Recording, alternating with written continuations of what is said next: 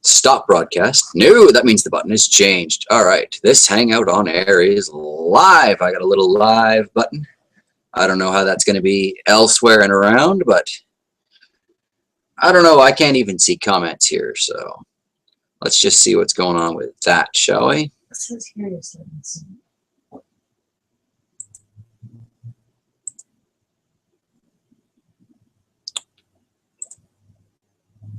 Does it say I'm starting soon? Am I up there yet?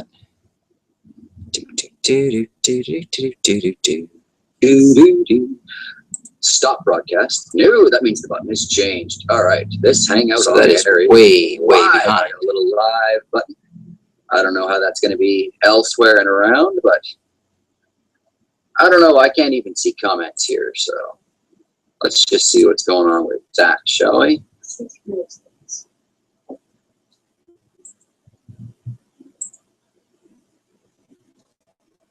Does it say I'm starting soon? Am I up there yet? So this thing's about a good minute behind then. Stop broadcast. No, that means the button is changed. All right, this Hangout that is way behind. A little live button. I don't know how that's going to be elsewhere and around, but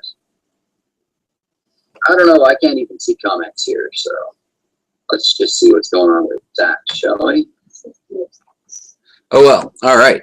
So this is a little bit bizarre, and I may be getting some feedback going on here. So I'm going to close that, and I'm going to open that up there, and I am just going to hope that everything's coming out. I can no longer see any comments that anybody is making, and or we are experiencing somewhere in the vicinity of a 60 to 90 second delay. Chox is monitoring comments over there at her faithful station, and we will try and get things answered if they come up. I'm just going to close this little group chat thing here on the side because it's a lie. If anybody knows how to use these Google Hangouts to broadcast live events through YouTube, please feel free to get a hold of me because I clearly don't know what I'm doing. Wayne, if you happen to see this, I'm talking to you, buddy. Okay. Well, I guess the whole point and purpose of this thing was to do kind of a question and answer thing. So let's get started, I guess. All right. First off, I want to say a couple of things, though. A big shout out to Bathtub Aquaponics, who has shown up today. I found that much at least. And Mr. Troll, if you are watching this, I understand there is a parcel in my mailbox that I will be checking shortly after I stop this broadcast. And I want to say a big shout out to Rick and Leanne for these. Oh, come on, camera, focus. For these really cool seeds. Now, don't get excited by indica. Those who are not familiar with that plant, that is actually just a neem plant. I'm not doing anything wrong, except I've got aphids, and they're doing lots of things that are wrong. So with any luck, I can get that neem thing to sprout, and there's about 1,000,001 uses for neem. If you don't know what it is, check it out online. I haven't tried it yet, but I want to, so thanks for the seeds. Now, I did actually get some questions from people, and I don't even know where to start, so I guess I'll just start at the beginning. LCJ Farms wonders, who are you? The JT Bear I know has a beard and long hair. Okay, well, the JT Bear you know is a hippie who sits at his desk all day long and doesn't get much exercise in the heat of the sun. This particular JT Mark 2.0, we'll call it, I've got a lot of exercising I want to do. I got a lot of hard work outside I want to do, and I think it's going to be a roaster of a summer this year. So I've decided just to prevent heart attack and shave off all the extra insulating factors. And going to try and work off some of the extra insulating factors a little lower down too, if you know what I'm saying. So yeah, I'm still me. I just, you know, a little bit more childlike. Yes. Because grown-ups they're grown up and that's no fun. Okay. So that's that. Second question from Josh's Aquatics and Railroad Videos. I keep looking down at my lap here. You got the little binder. So do you add supplements to your system? All right, an aquaponic question. Yes, I do. I add chelated iron because, well, I grow a lot of iron hog plants. Basically, any cabbage, kale, brassica, period, is going to it's going to ravage your system and take any iron in there. Now, I do understand that I have been using it a little incorrectly And really, I need to monitor more my pH level, potassium, magnesium, and things like that. I've been watching a lot of videos from Bright Agritech, and I've learned a lot. So because of that, I'm going to be doing 2 separate systems this year, for example, one for herbs and one for tomatoes. But that'll be a whole different video in and of itself. My hat seems to be getting in the way when I try and check my notes here. Let's see, what do we got next? Yeah, so I do add supplements to the system. I'm going to be adding calcium and buffering the pH with eggshells in the coming days, really. I'm going to get started on that. But otherwise, to this point, I add iron and, oh, I put in a little bit of Epsom salts once because that helps with magnesium sulfate. I don't know. I did the research at the time and it seemed like a good idea. Next question we've got is from Minecraft 7029. I like the 29-bit. January 29th, it's my birthday. It's good numbers, man. How tall am I? Well, I'm exactly as tall as my hair and slightly shorter than my hat, but that really works out to be 5'11" ¾ I never made it to 6 feet, which has always kind of been something for me, but I can always wear cowboy boots and you know, make it over that mark, and tall hats. You know, get it like a 10-gallon hat and I'll be taller, but that's how tall I am. So there's that one. Okay. Now, since I'm kind of doing these in the order they came in, you see my notes here, right? Revtos, I love you, man. You are hilarious. And let's just examine some of these questions that came in. I think probably my favorite from these 3 that he gave me is, why are you Canadian when the US kicks so much ass? Well, I can address that quite simply. I'm Canadian by birth. My parents were actually American, and I'm only a first-generation Canadian. So, as my grandfather was fond of saying, I am a united North American. So, take that however you will. There's a whole bunch of sarcasm in the whole Canada kicks ass thing that I could go there with, but you know, we'll just save that for back and forth conversations. And or if anybody wants to go there with national pride in the comments, I will be happy to share anything that is truly amusing. If I hear a laugh out of Chox, I'll know there's something worth sharing. On that note, if you're a Twitter person, Hashtag meet Mr. Bear. we are trying to go with hashtag meet Mr. Bear, MEETMRBEAR. And in theory, if you tweet with that in it, it'll come up. Chox is watching that too. Those of you who follow my Twitter account know that I really don't have much of a clue as how that Twitter thing actually works. And kind of the other side of that is I'm getting the impression I really need to learn about Reddit too, but now I'm way off topic.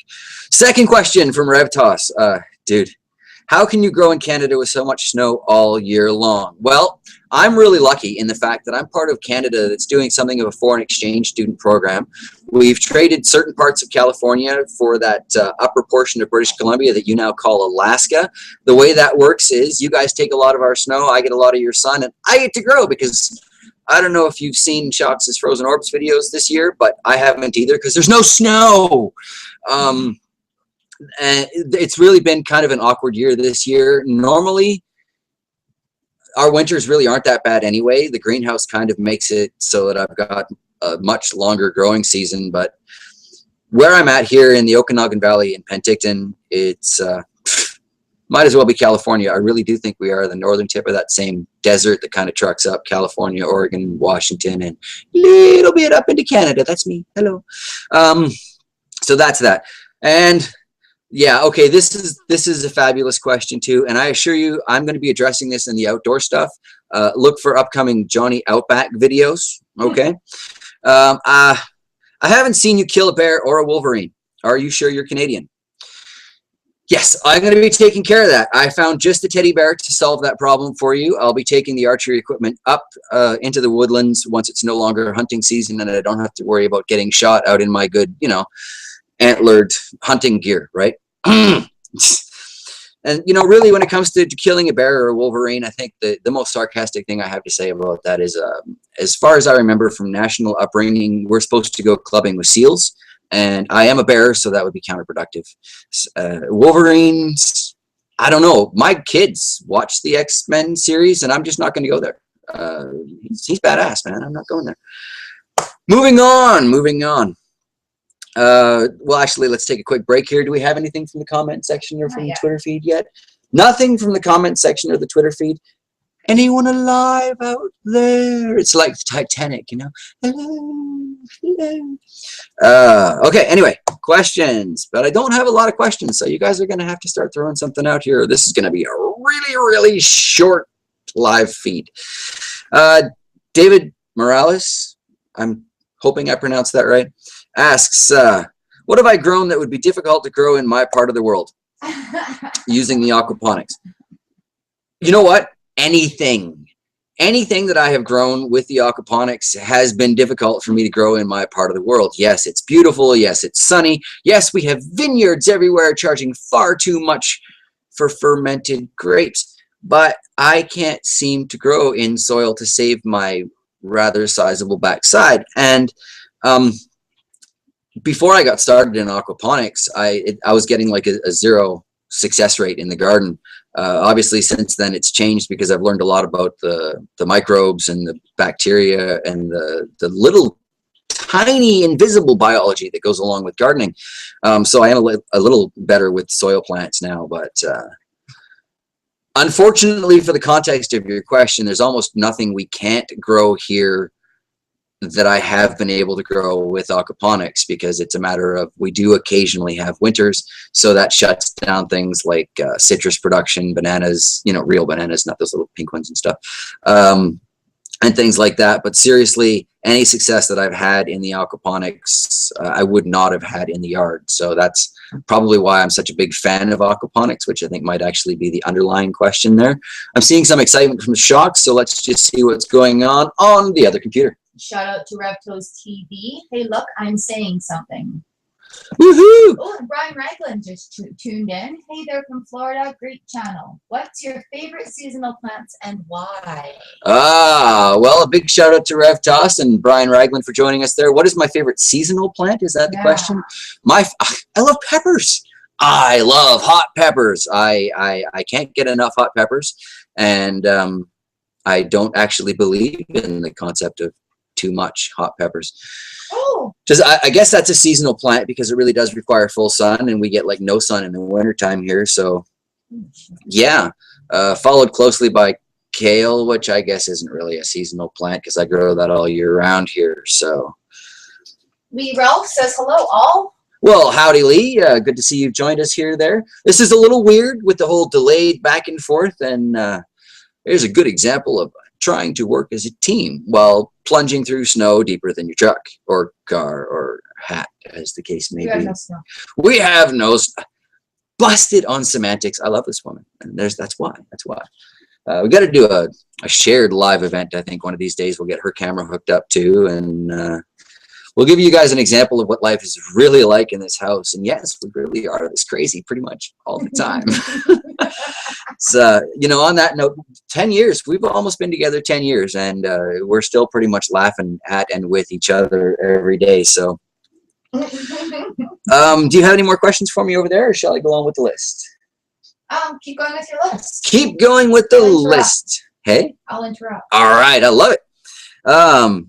V Fishhead, I dare say that's not your real name, but I'm in no position to speak on that. Was wondering what my full-time job is. Ha! Now, it's really funny you should ask that, because it does seem like I have rather a lot of free time on my hands, doesn't it? That's because I do. This is my full-time job.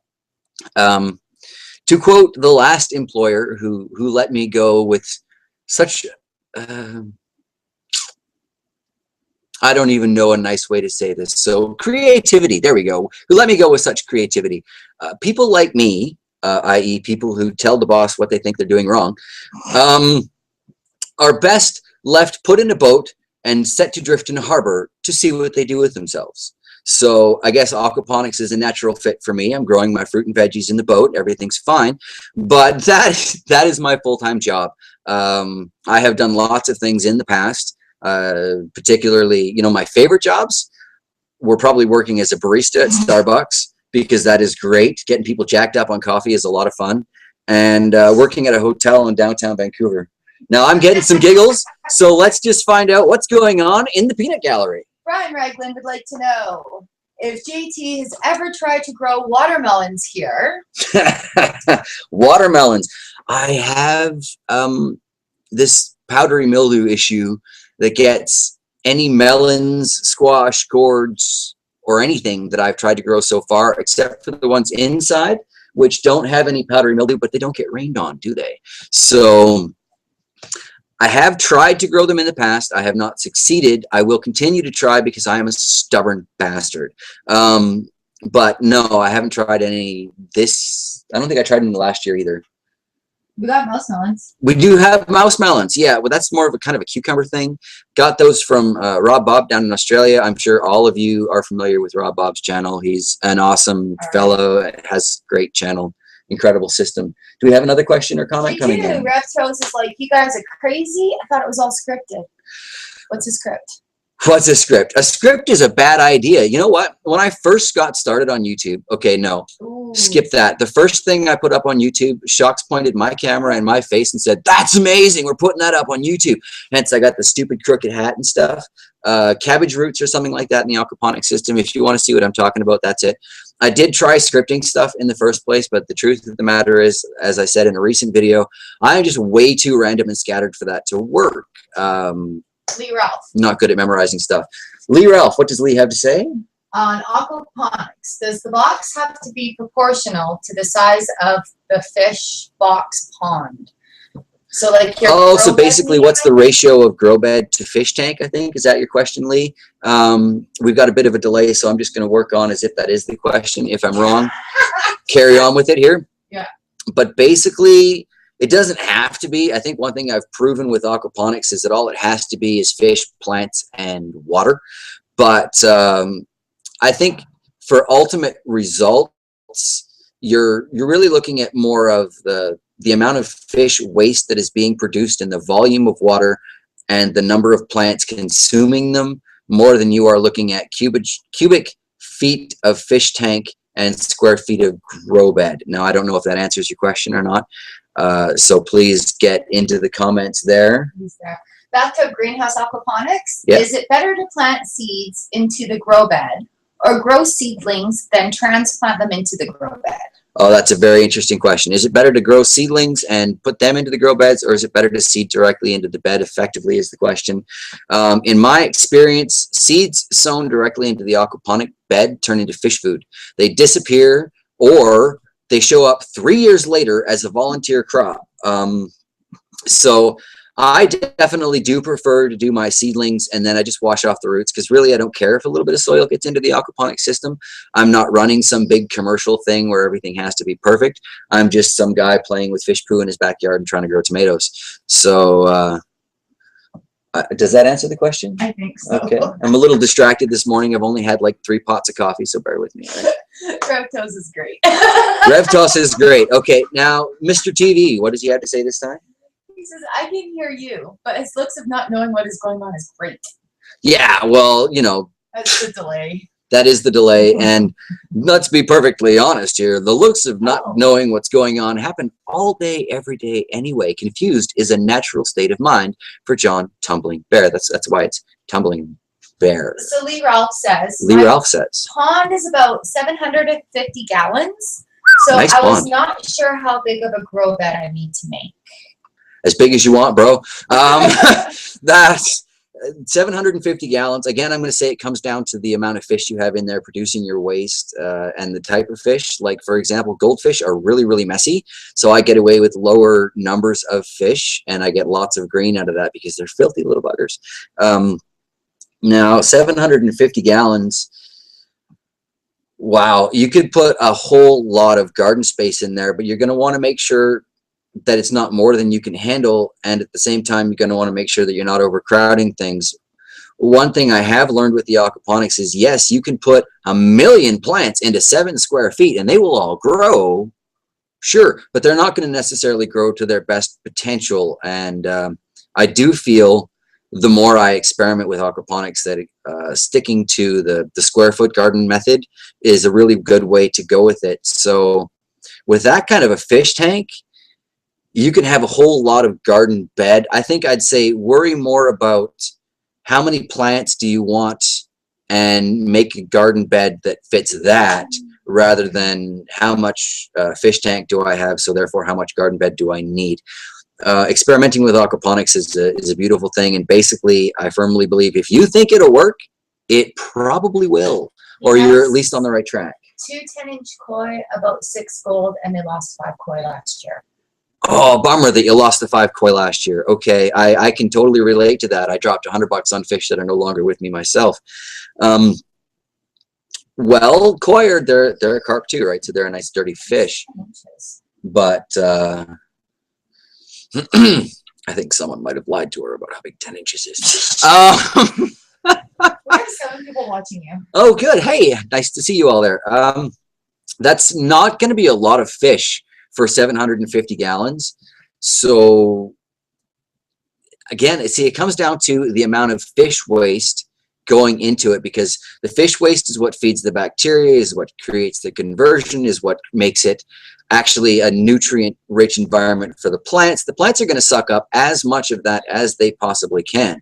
If there's too much of it, it's just going to float on by. If there's not enough, they're going to grow slow, or if there's distinctly not enough, they're going to, you know, get diseased because they don't have enough nutrients and stuff. With a 750 gallon tank, I would probably go get some more goldfish, because they're a lot cheaper than koi. And you know, really, if you're in a position to sell goldfish, or you know anybody who's interested in buying larger goldfish, I understand there's a really good market there. Personally, I'm too attached to my fish. I joke about it all the time. And, you know, I was saying to Chox the other day, if we ended up moving to the prairies, which is like half a country away from here, I would probably donate most of my goldfish to the koi pond. But parting with Blue would really, really suck. And it seems like Revtos has gotten quite attached to a lot of the fish. He's named them, so I'm not sure how he'd feel about that. So, yeah, I just, more fish would be a good thing. And I would definitely go with goldfish. But again, figure out how many plants you want to plant, and just take it from there. I like to work with grow beds that are 2 feet by 4 feet. I find that's an easy distance to reach across and to weed and stuff, and then just build as many of them as we've got. We've got an kind of comment. They're going to restock again this year. Oh, good. That's good. He went through something like 17 dozen goldies last year. 17 dozen goldfish. His son's adding water without adding chlorine remover. This is a lesson of patience. Yeah, you can use the chlorine removers anyway, but you know what? In a lot of cases, as I learned from my friend at the nursery, that stuff actually has a very negative effect on the fish. If you can find a natural way to remove the chlorine, that's a much better way to go. One of the things that could have potentially killed off my koi was the chlorine remover that I was using, because apparently this particular brand, and I'm not going to name any names because I can't remember what the name was, otherwise I'd be all over it, don't use this.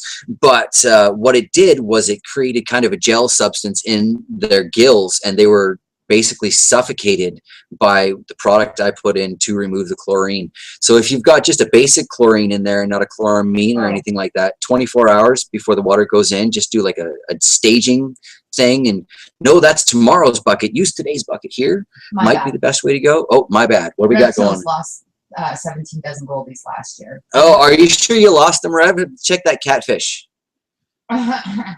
Lee's the one whose son was adding chlorine. See, now this is where things get confusing. So I don't know. That's all just random babble, and I can't edit it out because it's a live event. So thanks for tuning in. It says I've got 9 people watching this right now. Yay! That's fantastic. That's 10 more people than I expected to be involved. I wasn't even sure I'd be here at noon today. So I mean, let's just call a duck, right? Do we have any more questions there, or shall I move on? I've still got 3 here. Raglan wanted to know if you've ever checked out the Swedish food surströmming. I don't know what that is. Are you talking about that beverage that you challenged us to that's supposed to be like one of the nastiest flavors on the planet? Because I think that's where I first remember your name from. And no, I haven't tried the liquid nastiness yet, but we do have more food challenges coming up for the Blonco channel. In fact, that's kind of what I was mentioning earlier in the video. There is a parcel in the mailbox that I believe was lovingly sent to us from Brother Troll in Ontario. If I'm correct, it will contain some Death by Johnny hot sauce, because we all know hot peppers, right? I'm a capsicum addict. Nothing to do about it. So I've got a hammy hand wave over here. What do we got going on? And and Hippie Chick, we guys welcome you. Yes, indeed. Welcome to the show, M&M Bear. Welcome to the show, Hippie Chick. M&M Bear would like to know, I hope the best people in Canada are doing well. So do I. I'd like to meet them. Big question. What are, oh, where did it go? What are better, goldfish or koi? Goldfish are better because they're cheaper, and they're less expensive, and actually they're a lot hardier too. You can punish goldfish in all kinds of ways that will just, your koi will drop dead. So for starting gardens, I would definitely recommend the goldfish because they're cheaper, and they're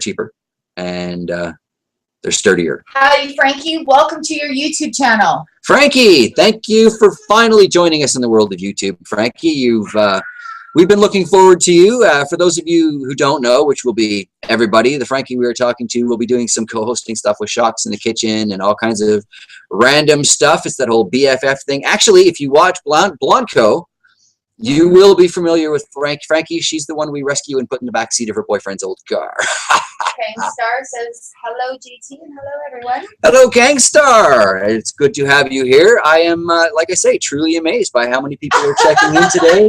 It is fabulous. I really didn't expect to get this kind of an audience, really. That's pretty cool. But then again, I was amazed when I got a single view on the cabbage video. So, you know, if I knew how to do this better, I would screen share and we'd link to the cabbage video right now so I'd have a chance to go pee, but just kidding.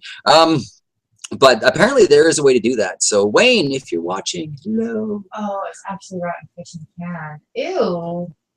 I beg your pardon. It's actually rotten fish in a can. That's Brian, isn't it? That's Brian. You know, that's nasty, man. Oh. Am I supposed to garden with that or eat that? Rotten fish? M&M Bear says, okay, I'm of the same mind. I'm not saying that I'm cheap as much as poor.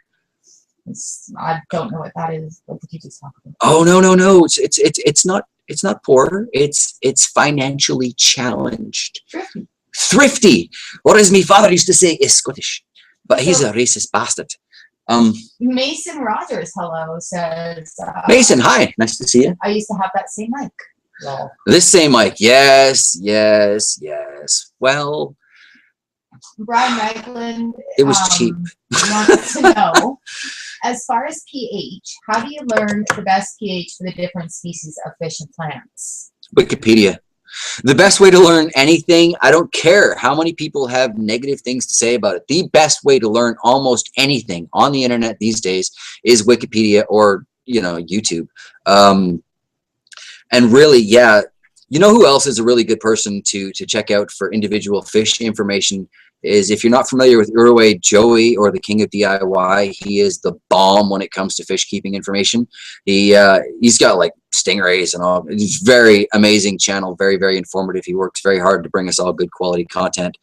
But even then, I'm not sure if he's got anything up. So he might be able to direct you to something in particular. Excuse me, how rude. My goldfish have survived pH ranges from stupidly low to painfully high. It's another reason that I recommend goldfish. Tilapia would have died in the temperature swings. Trout would have died in the pH swings. Salmon would have died in the pH swings. But my goldfish are still just trucking around. So yeah, that's cool. Are we good for questions? And shall I move on? As I rudely scratch my nose. Retweeting you right now. Just hold on. Retweet. Is that Rockin' Robin? Tweedly diddly dee. Tweedly diddly dee. Okay, so I'm going to move on to the next question I've got written down here just because these guys, you know, actually commented. So Stephen Cox 75 has the question, why not edible fish? Well, in the next few days, 2 weeks, we are going to have a goldfish video up actually that kind of focuses on that topic, and we are going to discuss how to prepare edible goldfish in the greenhouse. So stay tuned for that. But the main reason that I haven't really been raising traditional edible fish is because of the red tape and paperwork. Now, we all know I like red tape because it holds my greenhouse together. I don't necessarily care for the government variety of red tape. It's just on a lot of different levels, I don't think I should have to do it. And I think they're going crazy with the way they want it. They want like aerial photos and all kinds of stuff to know how far away I am from the various streams and waterways. And for those of you who have followed our shows, I live between two lakes with the river running between them. I'm never that far from a waterway. So for me to have something that would be considered a edible fish, therefore a game fish, the permit's cheap, but everything they want you to do is a massive headache. And this is a rental too, so I still don't even know if that would be good enough. So I raise goldfish because they're pretty and they're cheap, and they poo a lot. Mason Rogers. Mason Rogers, yes. I'm new to aquaponics. Can just any plant do it? Well, and I've got another question. Pretty much, yeah. Mason Rogers is asking if basically any plant can be used in aquaponics. My basic rundown on aquaponics is any garden that grows a plant using a fish to provide the vast majority of its nutrients is an aquaponic garden. On my desk right now, and I can't pan the camera to show you, but I have something that's going to come up in one of my future videos that I'm calling my Betaponics setup. And what I have here is I have just a half moon marina tank with you know, Neptune, the beta in there, and basically just dangling in there I have a spider plant. Now a spider plant is a wonderful detoxifier for your environment, good air cleaning kind of plant, but obviously, you know, I'm not going to be eating that. So yeah, basically any plant at all will benefit from an aquaponic environment. And actually that brings up a really good note. I've recently been doing a little research into aquarium sealing silicone and discovered that it is 3% by volume VOAs. So while I had previously planned on building a larger indoor aquarium and well, turning it into an indoor aquaponic garden, right? Because I'm all about the ponics. All about that ponic. Anyway, all about the fish. I'm not going to do that with edible plants because that 3% by volume VOA. Now, it's probably not a problem. You know, it says aquarium safe, so it's not harming the fish. It's probably not going to harm me. But until I can do it with, you know, something that is 0% VOAs, like even the liquid rubber is 0% VOAs, I'm not going to be doing it. So. Josh Sublime's like, hey JT, big fan of you and your old ladies channels. Look forward to JT and Blanco every day. All right, Blanco every day. I don't know if I can handle that. That's kind of a big filming schedule. Yeah, that's thank you very much for following me, for following Chox, watching our combined channel as well. I recognize that that's got to be kind of a pain in the butt in some aspects because I think I've got like 6 channels and Chox has got TheMuse, and they can't even count how many blogs I got running right now, but I want to keep, you know, thoughts separated. But yeah, thanks so much to anybody who's to joining us. I can't edit that out. Thanks so much to anybody who's joining us in this broadcast and to everybody who has stuck around all the various channels. It's really, really awesome, and I can honestly say one of the best things about my day on every day is getting those little bells that say, hey, somebody's got something to say about what you put up. And you know, I got to say too, I got a lot of respect for the gardening community. I thoroughly expected to get really heavily trolled, and it really hasn't happened aside from, you know, a little bit of Stephen Cox messing around, but that wasn't even really trolling. And then there's, you know, troll, but he's not trolling, he is a troll. That's different. It's totally different. And then Bear adds, potatoes not too much, JT. I guess it's for the any plant will do it. Potatoes are good in the aquaponic. Well, okay. Now, that's another interesting point. Yeah, the potatoes not so much. Some of us may recall Rob Bob's comparison of the soil-grown potatoes versus the aquaponically grown potatoes, or it might have been sweet potatoes. Sweet, yeah. Either way, if you also go back in YouTube history a little bit more, you'll also see something I called the dirty aquaponic experiment. What happened there was basically I put soil containers into aquaponic water so that they could be fed by that. And I kind of think when it comes to growing potatoes in an aquaponics system, that doing that in the soil will have a dramatically different effect than doing it into the clay pellets and things like that. Now, that being said, I haven't had enough room to test a lot of the theories that I have in aquaponic gardening. We've got a tiny yard. That's all there is to it, right? So. Reptos made a comment. Lala, the red tape reference. What's with you Canadians and your rule following? Americans don't have time for that. Americans, yeah. Well. It's a question for you as well. I follow the rules because I spent a night in jail and I never want to do that again. There you go. It's that simple. Hippie What's the chick question? New topic. Hippie chick wants to know what's the best way in the no power aquaponics to get the green scum out. I think she means algae. The best way. The water's turning green. The minerals are okay, but yeah. Yeah, what you've got there is you've got algae growing on the surface of your water and probably on the edges of your container. The best way to stop that growth is to stop any light from getting into there, basically. You could also put in an algae eater if you want, suckerfish, catfish. If you've got I think it was you who said the foster kids next door were going out to get you some fish. If you could get them to find you a couple of like bullheads or basically any just suckerfish out there, they're going to pull a lot of that stuff off the walls.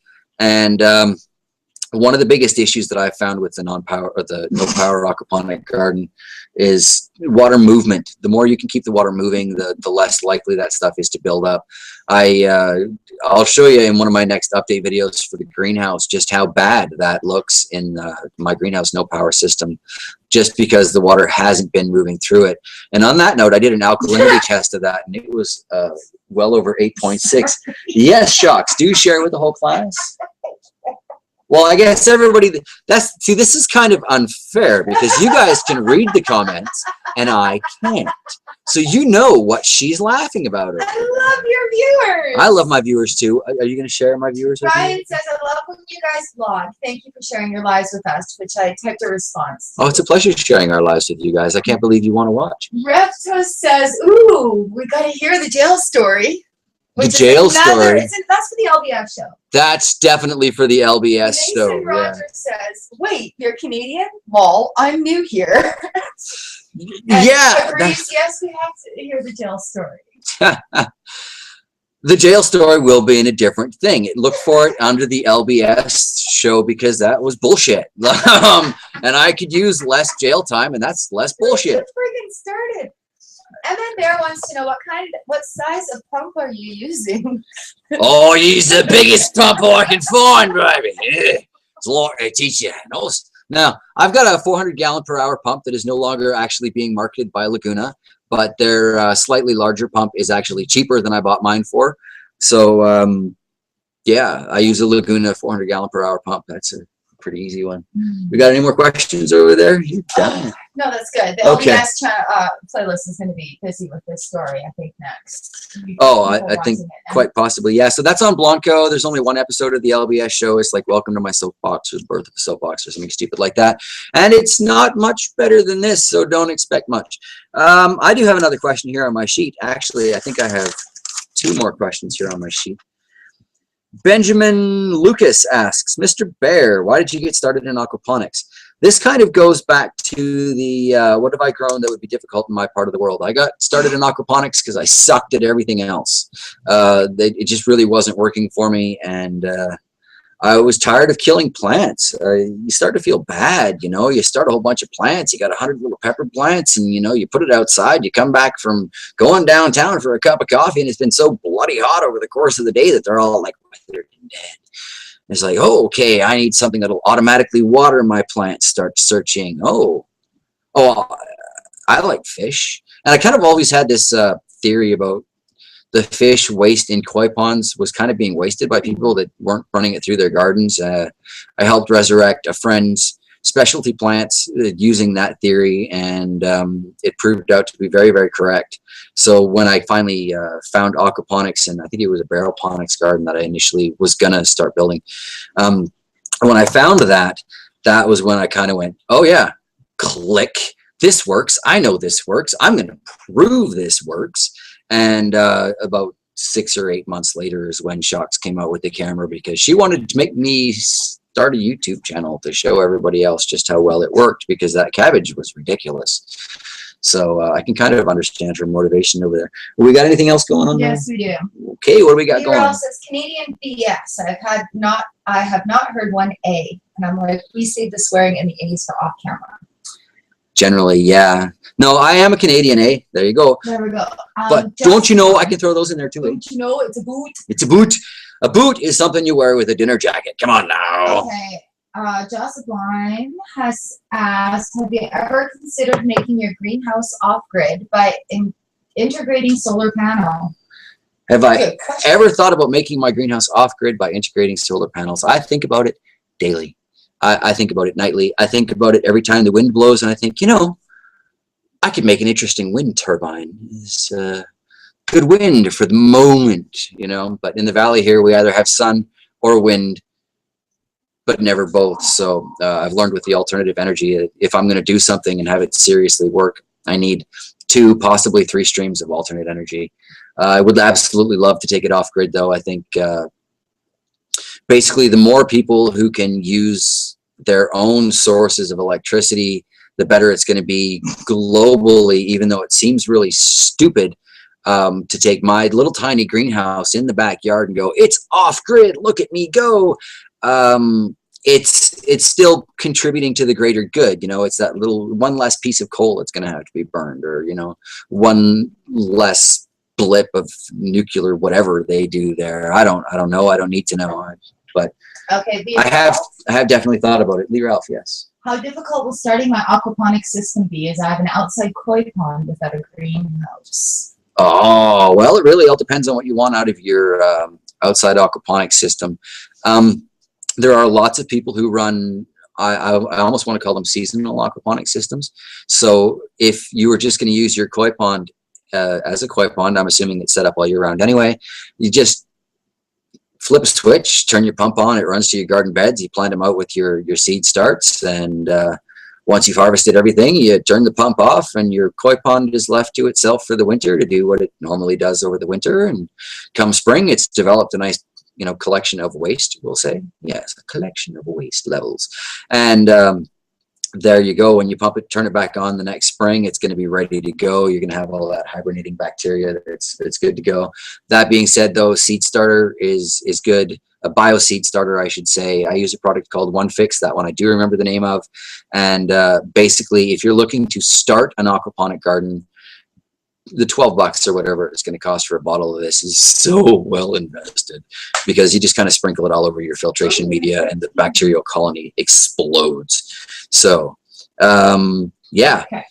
Pretty simple, really, if you want. And yeah, 6 months a year. If you want to build a greenhouse, they don't have to be terribly expensive, right?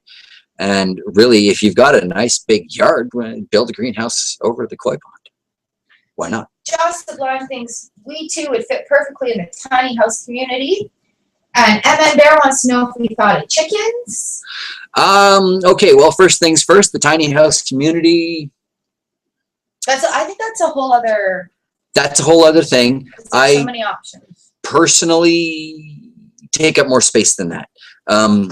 And I have things in my life that I value too much, even though they are things, to be able to really consider myself a tiny house individual.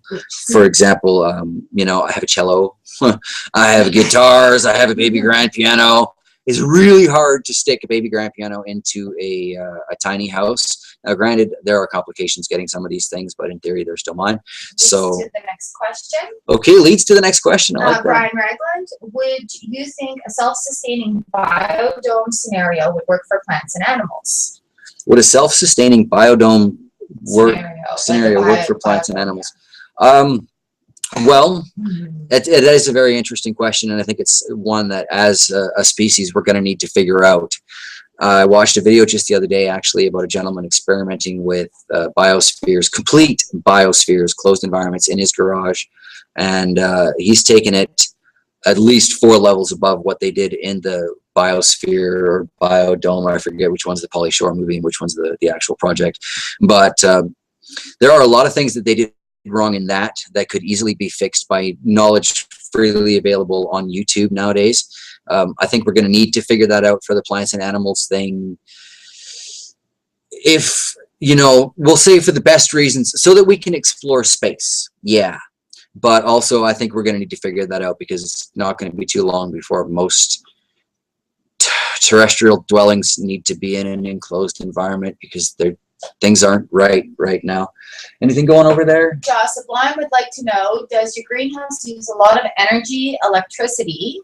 And gardening tips with Phil. Welcome. First question. Hey, Phil. The greenhouse extension's going. Oh, okay. So first things first, and I think we missed something from MN Bear and all that. Does my greenhouse use a lot of electricity? No, my greenhouse right now has a single pump running it. It's a 26 water pump, so that takes a really long time to use a whole kilowatt. And we've got that 250 watt heater in there, but when I finish this today, that's getting unplugged because I have declared spring has sprung here. So right now it's taking my fish tank water to tilapia levels, and I have goldfish. They don't need that. And it's also causing my pak choy to bolt because the water is too warm, so it thinks it's warmer than it is. But no, in general, it doesn't use a lot of electricity. This is the first winter we've really went crazy with the heater. It's made a significant difference, and I will do it again, but it doesn't really use a lot of electricity. I'd say maybe 55 cents a day. It's not too bad. Chickens, M and Bear. Chickens, M and Bear. I'm sorry. I knew we forgot something. Yeah, I'd love to have chickens, but bylaws would have a bloody bird. They're amazingly stupid and uptight about chickens in this town. Okay, I went to city hall meetings about this not that long. Bear attack! I went to city hall meetings not too long ago about that because we have a few friends that are trying to work on the pilot project to keep chickens in town. And I actually heard council members say things as stupid as people are going to let their chickens free when they're done with them, and we will have chickens roaming wild on the streets. That is a quote. Yeah, so right now 16 houses in town are currently allowed to have chickens in the pilot project that's supposed to be going for 18 months, I think.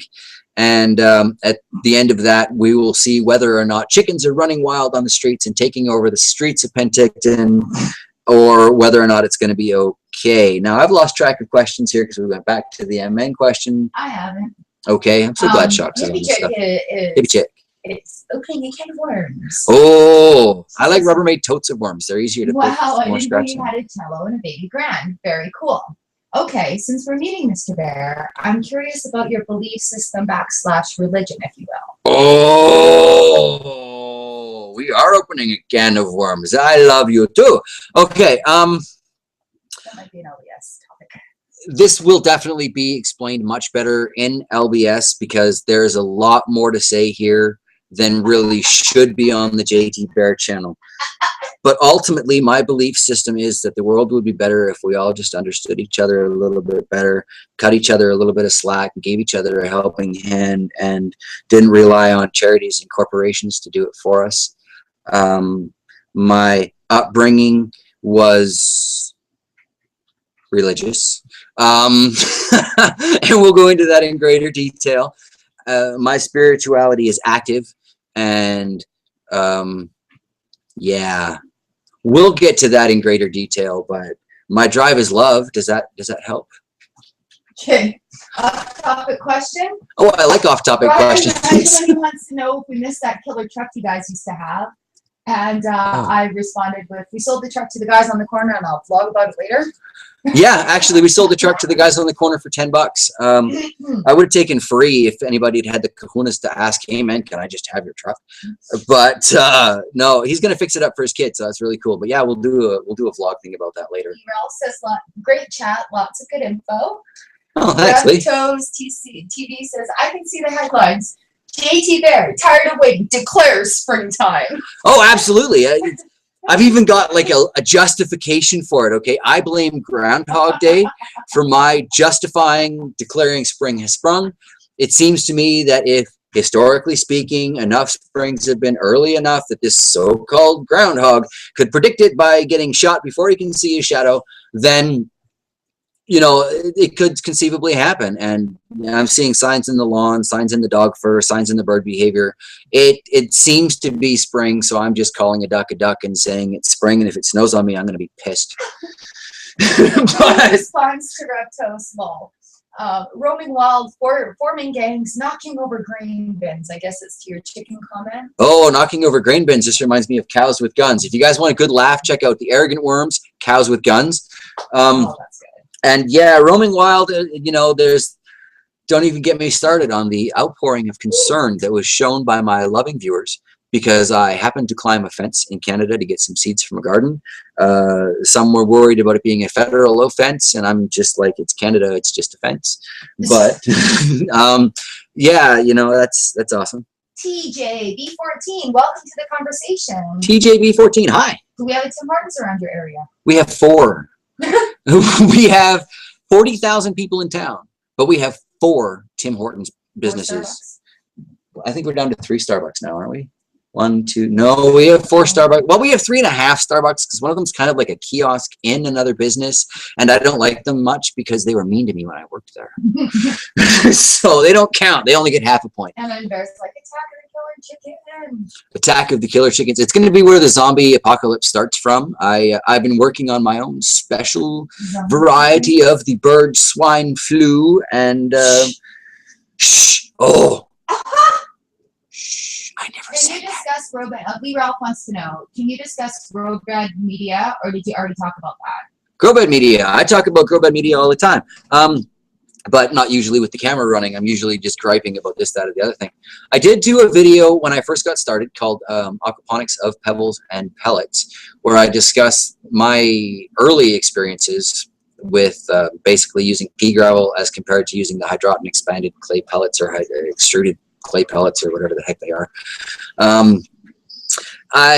When you get right down to it, anything that water can move around will work. I've seen people use Lego. I don't recommend it because that's a waste of Lego. If you're going to do that with your Lego, just send it up to me. There's a mailbox in the description below. There's no such thing as too much Lego. I will play with your Lego, I promise. But as far as any other kind of grow media goes, you know, whatever you can get your hands on. Perlite, Scott Cunningham down in Jamaica, he's just started up a channel quite recently. Really like the garden that he's got going set up there. But one of the problems that he's having is that they're primarily built on a limestone situation. So any of the gravel that he can find is limestone, therefore that's going to cause him massive pH problems. What he's using right now is perlite, vermiculite. What's the white one? Anyway, and he's having some issues with that. So I don't know that I would recommend that, but I'd say as long as your garden media has rounded edges so that water can flow past it at all times. It is of a reasonable size, because I've had small pieces of media be problematic in creating damming effects. I had an interesting little 2-level effect going in one of my gardens for a while there. Oh, excuse me. And as long as it, you know, as close to pH neutral as you can get. But you know, whatever will work, you know. And even if you find you're using dredged riverbed gravel and it's slightly offsetting to your pH, you can mitigate it one way or the other. You know, I've heard driftwood is really good for helping with pH issues. I've heard eggshells are really good with pH issues. In fact, I'm going to be starting that very soon, because my pH level is at 6 right now because you know, there's a lot of waste and not a whole lot of processing going on. So. All right, LCJ Farms has joined us and says we're getting the coldest weather of winter this weekend. It's getting down to 30 Fahrenheit. Spring lull, he says to you. 30 Fahrenheit. Yeah. A whole whopping 2 degrees Fahrenheit below freezing. And you're complaining to a Canadian? Yeah, but dude, we've got like 10-degree weather right now. Well, right now, yeah, come on. But okay. I'm sorry to hear that you guys are getting the worst bit of winter weather that you've dealt with. I'm guessing, therefore, you guys are probably somewhere in that whole East Coast kerfuffle. And on that note, to anybody who is in that, I pray for your safety and warmth. You know, I'm still not telling you who to, but he's at 72 Fahrenheit today. 72 Fahrenheit. There's a bit of a difference there, sport. Getting down to though. Getting down to, yeah. So that's, you know, it's spring here, man. I think the last time we had snow was the beginning when I tried to capture a little bit of that rainwater for the pH, and that wasn't even snow so much as sky dandruff. Joseph Brown wants to know if we work 9-to-5 jobs or as well, or the channels your professions, but I think we covered that one earlier. Chox has more of a stupid o'clock in the morning job, and 9 to 5 would be great hours by comparison. And this is my gig. Yeah. It's awesome. This is what I do. This is pretty awesome. It's it's our exit plan, and we have been able to drop more and more of the regular type work as the channels have been growing. And I, you know, I can't thank my viewers enough for that. I can't thank Chox's viewers enough for that. So yeah, right now one of us has a 9 to 5. And then there, off topic, beer of choice, whiskey. Off topic, beer of choice for Chox is definitely whiskey. Beer of choice for me, I don't drink beer, but here's a funny story I will share with you now. On my 20th birthday, so literally half my life ago, I decided I was going to throw myself a rather large birthday celebration because I'm an adult now and I can do what I want. Yeah, right. Like you're an adult at 20. Anyway, yeah, several cases of Molson Canadian, to give you the when I had a preference, that's what it was. Several cases of Molson Canadian, a cheese sandwich, and several more cases of Molson Canadian later. I can no longer finish even a complete beer, although I do occasionally like to cook with them. And that when I'm cooking with beer, I'll basically use whatever's cheapest because it's just to tenderize it. So totally off topic, but yeah, why not? Brian Ragland, everybody's discussing their drinks right here. Hopefully you'll be able to read that later. Hopefully I can go through the comments later because I'm feeling really denied right now. Brian Ragland, I need a second screen. It's 65 Fahrenheit here in Central Florida. Do you think global warming has affected the environment and plant growth? We just all over the can of worms today, ain't we, people? It's hippie chick asking me about religion. Now we're going into global warming. Yeah, I think the environment is screwed. Yeah, I think there are things that we have definitely done that have contributed to that. Do I want to say it's global warming? No. Do I want to say it's global cooling? No. Do I want to say that the weather's gotten pretty freaking extreme over the last 20, 30 years of my life? Yeah, I'll say that. I'll say that wholeheartedly, without question, you know. Global warming, look what's going on the east coast of the States right now. Warming? You know, but at the same time, look at the droughts that are going on in the West Coast. And some people say the planet's cooling. So the planet's active.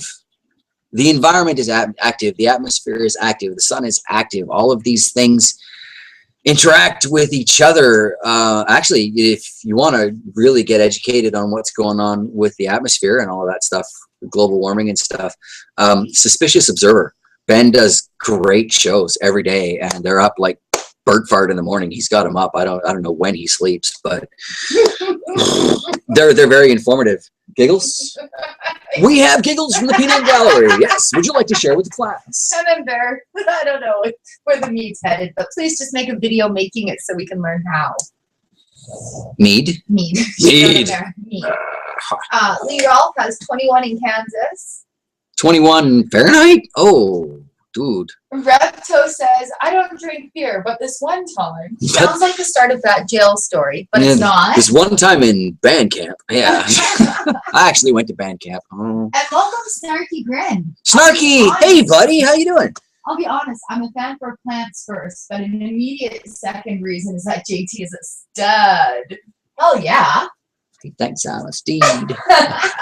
More like Donkey and Shrek. But that one was like Saviors. The truth revealed, and I still love you for it, so that's awesome. And then Baron came up with a really good phrase for what's going on with the weather globally. Oh yes, M. Bear has a good global weather phrase. Please share. Global weirding. Global weirding. Yes, brilliant. I will absolutely agree with that. I think the planet is suffering from global weirding, both environmentally and socially. Actually, there's a lot of global weirding going on socially too. So I think that's great. We have 14 people watching you right now. We do. That's really awesome. In case you're just joining us right now, you're going to have to go back to the beginning and watch this once it's all done because I have been so off topic. It's a meet and greet. It's a typical bear, really, is what it is. Hey, it's a meet and greet. It's a meet and greet. Yeah. Bear attack? Bear attack, vicious bear attack. I still have one question here that I haven't addressed yet. Go ahead. Okay, so Sean Crow, who, by the way, is doing some excellent things with the aquaponics system in the classroom, encouraging the young kids to start getting growing. So that's really cool. John Crow has the question of, have I noticed any changes in the electric bill from running the fish tank heater? Now, I think we sort of kind of covered that. But, yeah, I have definitely noticed a change in the electric bill. It has gone from about 2 to 5 cents a day on the electric bill to 52 to 55 cents a day on the electric bill. So that 250 watt heater it's kind of a killer, but luckily hydroelectric isn't terribly expensive up here, so it's not that damaging, but that does work out to be like $15 a month, so that kind of sucks. So that's another part of the reason I'm going to be unplugging that here today. Like I said, though, I think it's causing my pak choi to bolt because it's going seeds on me. I got little like broccoli top things starting on my pak choi. It's not good. I did start some broccoli based on that, though. Says the fix for global warming is shirts off, shirts off, shirts off. Mwahaha. I support global toplessness. You are absolutely right. And I also support, with all due respect to anybody who might be watching, weight restrictions on spandex. I do. I won't wear them because I know it's not cool. If you know it's not cool, you shouldn't wear them either. Snarky, you go right ahead. You're looking all right. We got anything else going on from there, or anything from the Twitter feed? They're chatting amongst themselves, which is really awesome. Oh yeah, see, because I love that community spirit thing that goes on in the gardening community, and especially in amongst you guys. You know, the comments back and forth are fascinating.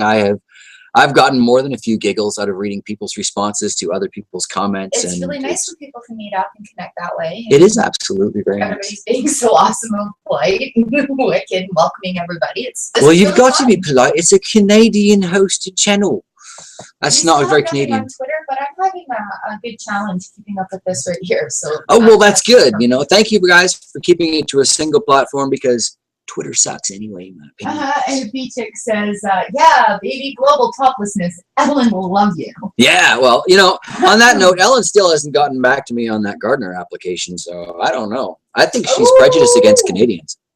That's what I think. Check it out on Ellen, too. I really did put it up there. I dared you. Chox dared me. A lot of interesting things happen in my life because Chox dared me. And I have to say, it's been fantastic because I really opened up to well, why the hell not sort of personality and aspect of life. He wants to know how things go with the liberated black tomato seeds. I actually have 3 plant starts from those right now. One of them is in the aquaponic garden. That's the tomato that I put out the other day. That's the tomato that I put out there the other day, and I've still got a ton of seeds for those kicking around somewhere. So you know what? If you commented on this video and you are interested in getting some of those seeds, make another comment once it's all wrapped up and it's a proper video saying that you want some of those seeds, and I can probably send out another 5 packages of that. To qualify for that, though, I am going to need you guys to send me self-addressed, self-stamped envelopes because last time I ended up sending some to South Africa, which is really cool and everything, but yeah, it's easier to send to North America. Brian wants to know what's the law in Canada involving growing marijuana for medicinal purposes, but I don't burn full. Okay, you know, this is one of the things that came up in that there downside of aquaponics videos. Sooner or later, people are going to look at you and go, are you growing pot in there? Well, the laws on growing cannabis recreationally, medicinally, they're screwed up. They really are, okay? For example, I have a very, very good friend of mine who suffers from a back condition. His knee is also pretty gibbled from that, and I think that's ultimately relates to his posture.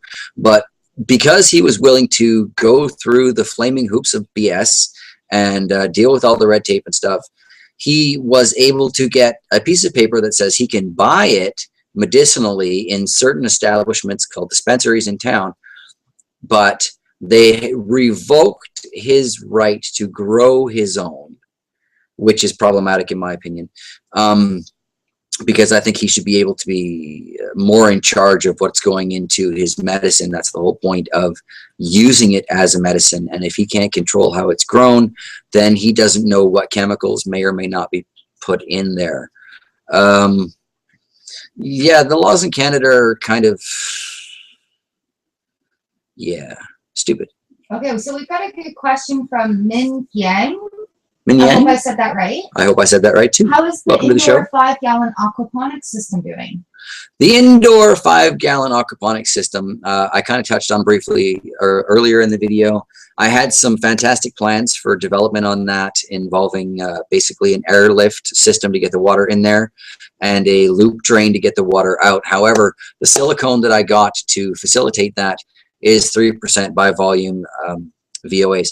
So I'm stuck basically balancing on the precipice of, do I carry on making it entirely decorative, or do I find another way to go about doing that so that I can grow food? Because my drive isn't really decorative plants so much as edible plants. And being as that aquarium that I purchased from the big box store that starts with a W was made with that exact same aquarium sealant, I know that I would not be comfortable consuming plants that were grown in there because of that 3% by volume VOA ratio. Now, that could just be me being overly protective, considering I grow stuff in Rubbermaid totes. But if I know it's there, then it's a problem for me. If I don't know and I believe it's okay, it's not a problem for me. So that gets back to my whole spirituality thing and faith, which will be an LBS thing. So it's not completely abandoned. It just needs to be completely rethunk. And I think it's probably going to end up being more tote based than glass tank based because of that silicone issue. Have we got any more questions over there? And then there's any update on the crowdsource project? Any update on the crowdsource project? Yeah, sure. I can do an update on that. When you get right down to it, this has been up for a long, long time. And I really thought that more people would be interested in helping each other out. But what ultimately has come out of that is I have learned that more people will tell you to go to the bank than offer you $1 when it doesn't really cost them nothing. And I'm going to sound really cynical, and I'm probably going to sound a little rude and a little miffed here, but we've got all these people going out there and they're on YouTube and they're walking around in the streets and they're talking about how much the bankers suck and the Federal Reserve sucks and the government sucks. But you know why the government can do all this stuff to us? You know why the banks can do all this stuff to us? Is because we don't help each other out. My fundraiser, the crowd raising initiative that I've got going there, is the perfect example of that. Okay. What I have posted there right now is $160,000 to purchase 37 acres of pristine British Columbia wilderness. Now that is really expensive compared to a lot of houses and things that you can buy, but compared to where I live in the province of Bring Cash, that's incredibly cheap. Now, for me to qualify for a mortgage on that and go begging to the banks and go begging to the governments and the grants and all that stuff, I'm never going to qualify for it. I missed too many steps along the way. I'm a tumbling, stumbling bear, okay? I have screwed up. I'm not too proud to admit that. But the only way that we will ever be free of that situation of having to rely on the bank that it's going to continually tell us no is if people do continue trying with initiatives like my fundraiser for that property. The more we can help each other out, even if it's $10, even if it's $50, even if it's $2, okay? Everybody who helped out with that definitely has a special place in my heart because, you know, two of you in particular jumped on that right away, and I was really overwhelmed. And it was just the $10 donations, you know, and sure, that doesn't buy the property, and in fact, I may end up totally losing out on that property, and I'm not very happy about that. But we have got some other things in mind that if any money continues to come in on that, that will get used towards. And ultimately, I'm not giving up on Clean Valley Farms because it's an aquaponic research opportunity for me, but I may end up giving up on land in British Columbia because it is just simply so expensive. We've been looking at places out in Saskatchewan the last little while, and you can buy a house for 10 grand. I mean, it's not much of a house. It needs a whole lot of work, but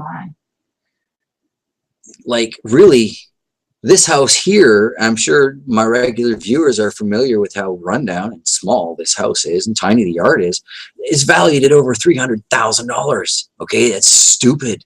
That is absolutely stupid. So I think this has turned into a bit of a rant and a sore spot, and I'm sorry for that. But it's coming along. It's coming along slowly. I don't know.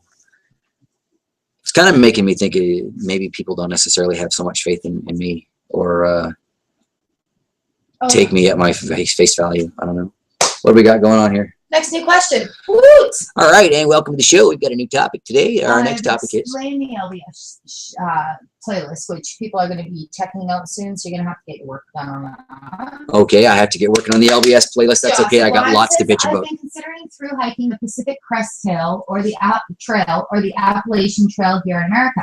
Have you and Chox ever done a through hike yourselves, and are there any good through hikes in Canada? Oh, used to could. I was quite the hiker, but I also have a bit of an issue with my knee. So we haven't really done much as far as like long trek hiking. We haven't even done a whole lot of camping, but in all fairness, for the last 10 years, we've been raising 2 teenage boys. So one of which has moved out and the other is fixing to graduate real soon. So that might change it. We might get the opportunity to do a lot more of that stuff. And like I said in the beginning of this, part of the reason that I've shaved off all of the fur and the mane is because I'm going to be doing a lot of rehabilitative sort of fitness stuff to try and bring my body back to a better operating state. I meant to sorry for picking your scabs. Oh, I don't mind picking my scabs. It's when people eat them. That's gross. Ew. Ew. So Reptiles wants to know any tattoos, asking for snarky. You're welcome. I don't know what that means, but hey, that's fun. You're asking for snarky. Oh, well. Does Snarky have any tattoos? Does Snarky have any tattoos? Yes. Reptos, do you have any tattoos? I have a single tattoo, and it's kind of an interesting story in and of itself. I have a tattoo of the Canadian flag in the shape of the country of Canada. And yes, it's just a piece of flash, but here's why. My tattoo was put on to my body by my ex-wife's father, who is almost as much of a smart aleck, if not more, than Reptos. And yeah, he offered to change the maple leaf into something a little more British Columbian for me, regardless of my position on that. He also, in the middle of it, did, oops, you wanted Mickey Mouse, right? So yeah, I wanted to keep things really, really simple for him. Tattoos are a long-term thing, and I do have a few more that I will hope to be getting soon, actually. There are at least 2 that I have definitely decided on. Some of you may be familiar with some of the imagery in this. I need a phoenix because, you know, I'm sure a lot of you have figured out John Tumbling Bear was not my birth name. It is the name I have chosen for myself, and it is the man I am choosing to become. And that will be a whole different topic too, but I'll happily go into that with you guys.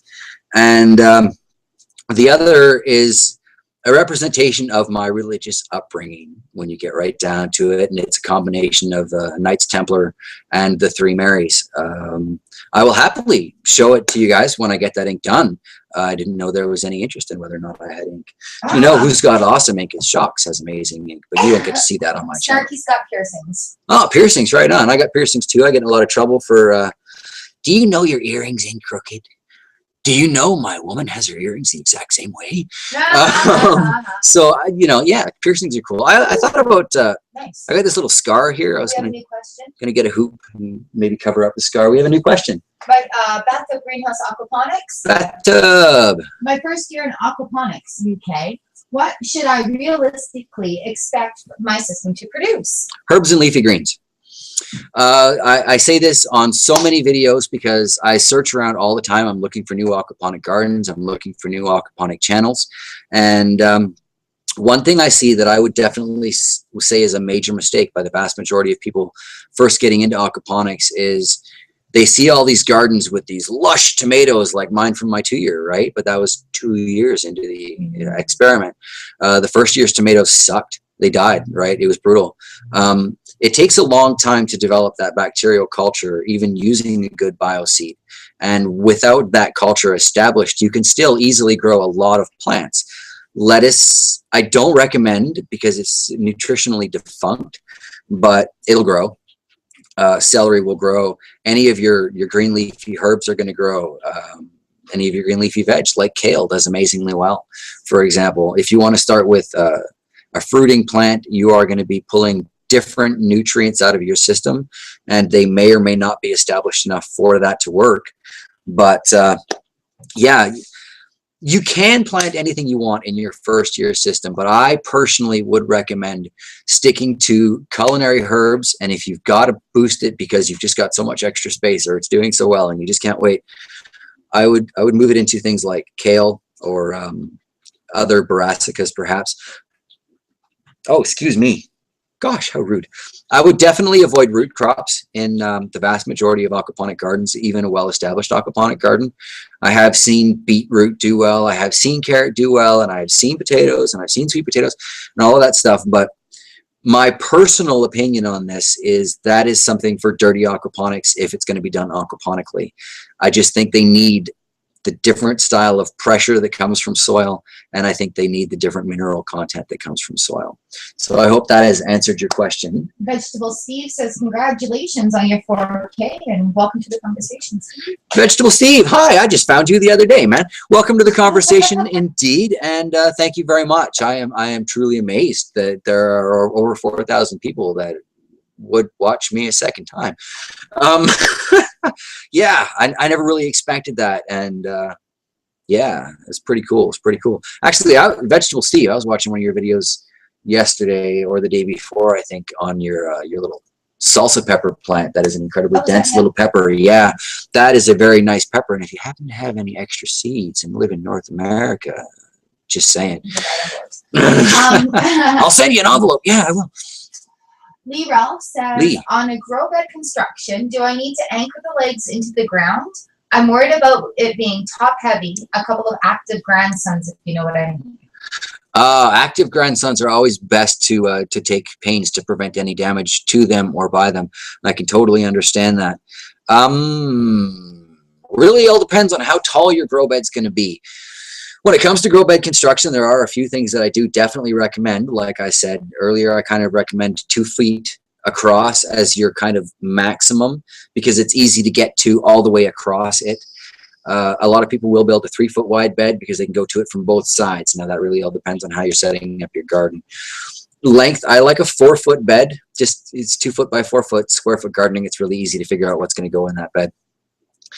I would recommend keeping the bed a minimum of 6 inches. Deeper would be much, much better. I found with the 6-inch bed, you can grow in it, but top-heavy crops like tomatoes have a tendency to fall out of your garden when they start to produce heavy fruit loads. So that sucks, and I don't want anybody else to have to go through it. So if you're going to use a 6-inch bed, use really, really heavy growing media. If you're going to use a deep bed, use whatever you want. But now as far as anchoring it into the ground, that's going to be a matter of what you are comfortable doing, what your local ordinances are and stuff. If you own the place and you've got active grandsons and you're thinking it's a concern, you're probably right. It's probably going to be a concern. Sink those posts in there, make it nice and solid, and ultimately it'll increase the sale value of your home because you've got a functioning aquaponic garden. Or as Snarky suggests, from what I understand, if you plant active grandsons up to the neck in heavy grit, it'll really help. No, that doesn't work actually, especially in my region. We have a few people that end up getting planted in the beaches every year, and all that really happens is they come out half person, half lobster. It's not much for growth. It doesn't really restrain them either. They get really whiny when they turn that shade of red. It's almost that shade of red, actually, when they come out of the beach from that. Brad Ragland would like to know, JT, do you ever use pesticides or do you try to go organic? In the greenhouse, I have no choice but to go organic because I'm afraid anything else will kill my fish. I've even killed my fish with fish products. So I'm very questioning when it comes to doing anything as far as that goes. The last thing I did for pest control in the greenhouse was we got some ladybugs and they all buggered off, so that really didn't work. But in the house, now that is a different story. I am using fertilizers in the house. I'm currently using Safer's pesticide soap to try and get rid of those damn little aphids because the sap-sucking bastards are killing my pepper seedlings, and that's not how this is going to go down. That's not why I planted those things. So I am using them inside, but absolutely not in an aquaponic garden or anywhere that it could potentially get into the aquaponic water supply. So I hope that answers that question. Do we have anything else coming up in there? Oh, everybody's just giving snarky props for the grandchild thing. Well, it's a good question. It's a good statement too. Yeah. Rock lobsters, B-52s. I don't know if I can play live music in the background here or if I'll get copyright strikes and stuff for that. Copyright strikes. Yeah, I got to say, I'm seeing 15 viewers here right now. We are at 77 minutes into this broadcast, and you guys are still watching. That is awesome. Wow. You know, so I have gone through all of the questions that showed up on the video. If you have any more questions, feel free to pop them up there. Apparently, nobody's using the Mr. Barrier hashtag, so that's fine because I don't like Twitter anyway. Hey. Chox loves it. Chox is Twitter. Go tweet right now. Go do it. Where's my camera perspective? Get the finger for the finger wagging. Go tweet right now. It's really weird because everything's kind of off to the side. Oh, Jacob L. Welcome to the conversation. Jacob, how you doing, buddy? Oh, that makes more sense. Speaking of lobsters, have you ever tried, do you plan to grow crustaceans or shellfish in aquaponics? Does that work well? I've seen quite a few gardens where people are doing great things with crustaceans, shellfish, what you will. I grow Crazy Train or something like that. He's got a lot of prawns that he's running with, and that's seemed to do really well. I have had in the past debatable lobsters. We got them from the pet store, and everybody seems to think that they're crayfish, crawfish, crawdads, yabbies, whatever you want to call the much smaller, not quite a really real lobster version of it. But I have tried them in the past. They didn't necessarily get along well with others. And my goldfish are kind of more important to me anyway. What happened was there was an early issue in my water quality, and the lobsters were the first to go. They unfortunately were the most sensitive to the water quality changes, and it was like, okay, the lobster died. Okay, the other lobster died. All right, and every day I was going and I was like finding 2 and 3 dead fish, and it was insane. And that was when I got started with the One Fix, actually, as a natural bacterial bioseed, and it helped correct the water levels because my ammonia was just way out of control. And I owe my friend at the nursery massive props for that, because otherwise I probably still wouldn't even have the fish that I do now. I think a lot of that too was overcrowding in the tank, because we had some like 50, 60 goldfish in that 68-gallon tote that was only filled about halfway. I got a lot of flack from my early viewers on the size of my fish tank, and after I have experienced that loss, and now that I have upgraded to a significantly larger tank, I completely understand their perspective. But it was a matter of, at the time, what can I afford? What can I get away with? What's the bare minimum that a person can start an aquaponic garden with? Does it work if you're half-assed broke? You know, all of those various factors very much played into the beginning of my aquaponic garden, and still do, because one of my biggest drives, and you know, I've been saying this to Chox the last few days, kind of trying to develop a mission statement and figure out, you know, who JT Bear is as a channel host and what JT Bear is as a channel. And I was going to use this as a sarcastic answer to what's my full-time job, in fact. But reality is, it kind of comes down to, I'm an agricultural research individual specializing in aquaponics, who's focused on reducing world hunger by making it possible for anyone to have an aquaponic garden. So that's kind of the whole drive there. I feel like I'm babbling now, but that's the way it goes when you're making videos too. It's always a one-sided conversation with the camera. It never talks back. Did I say Buffalo Chips has joined our conversation? Buffalo Chips! It's your fault I'm looking in Saskatchewan, buddy. Freshwater prawns, same death. Crayfish, freshwater prawns are sort of different, dude. Oh, whatever. Lee Ralph says fish bait. Fish bait? Uh-huh. I guess whatever you guys are talking about. What do we got going on here? I wish I had my comments thing. I could click over. Well, Buffalo Chip says, thanks, Chox. Hope you're well. And I replied, having fun with you guys while JT works. Yeah, I'm working hard too. I tell you. Snarky's going to make me go and look at Twitter about the hashtag. Good for you, Snarky. She wanted it. She can do it. Rose has asked, do Canadians have funny slang words that Americans laugh about? How about Americans? Well, we call y'all Americans. Or Yanks. Or Yanks. But at the same time, I have some issues there, you know, because like I am a Yank in Canada. So I have a lot of slang issue that doesn't get. I don't know who typed that, but good on ya. That was a great response. Snarky, 10 points, Snarky. They're not worth anything, but they're yours all the same. What? Tell me. No. Snarky, what did you write? Okay.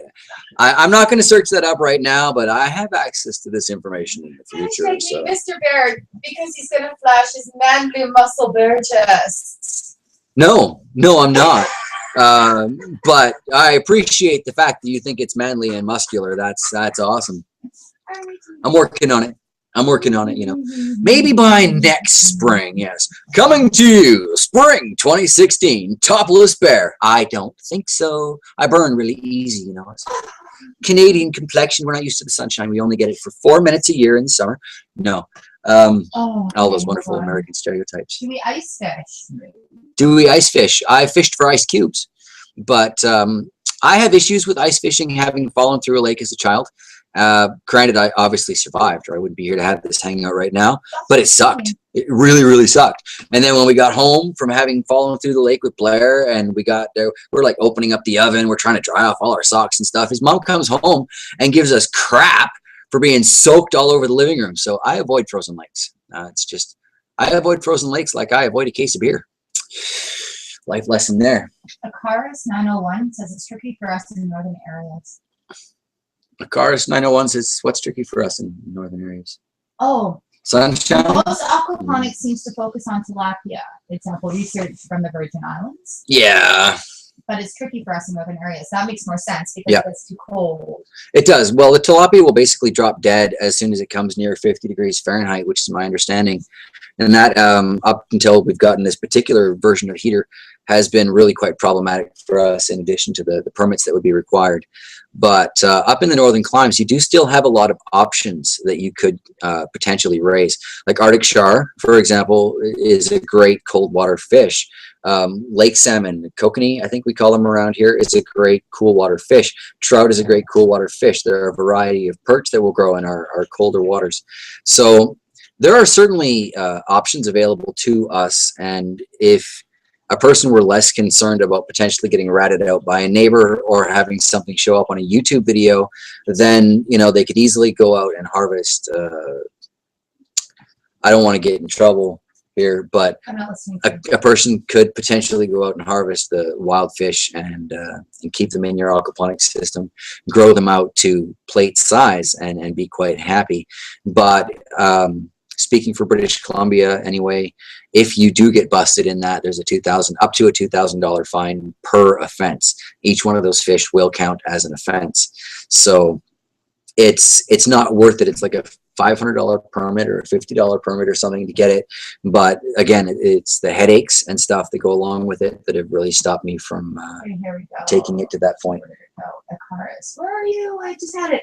What about other species like perch, panfish, sunfish, bluegill, or other cold tolerant species that would like be trout for us, wouldn't it? Yeah, those are all great selections of cold water species. There are even some cats, you know, catfish. Catponics. Anybody see that video?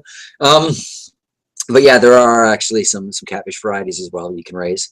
Like, the options are out there, and I think really those of us who choose to abide by the laws are limiting ourselves from a lot of the possibility. But in my case anyway, I choose to abide by the laws in regards to this and most other things. I mean, I speed and I don't always wear my seatbelt, but just because it's easier, you know. I've got 3 kids. You know, how stupid would it be for me to lose the house because I got in trouble with the government for growing fish? Like, it would be stupid.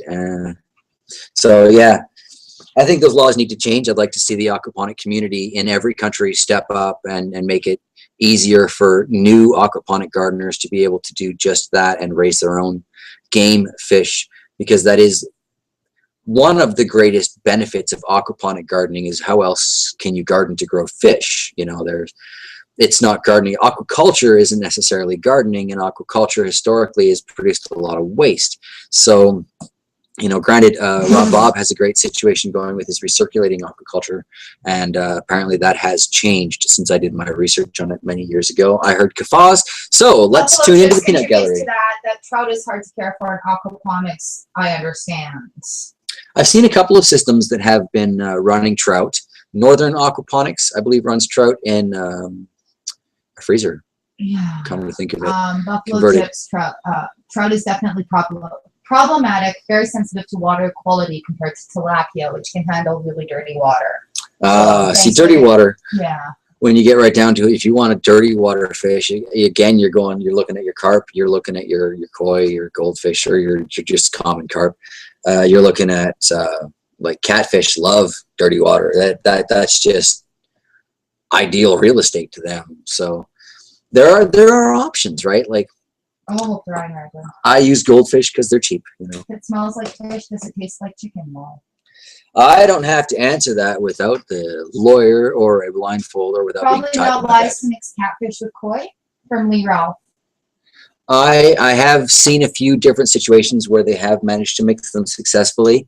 I've also seen what was it? Sturgeon, white sturgeon and koi together. That was a very interesting combination that kind of surprised me too.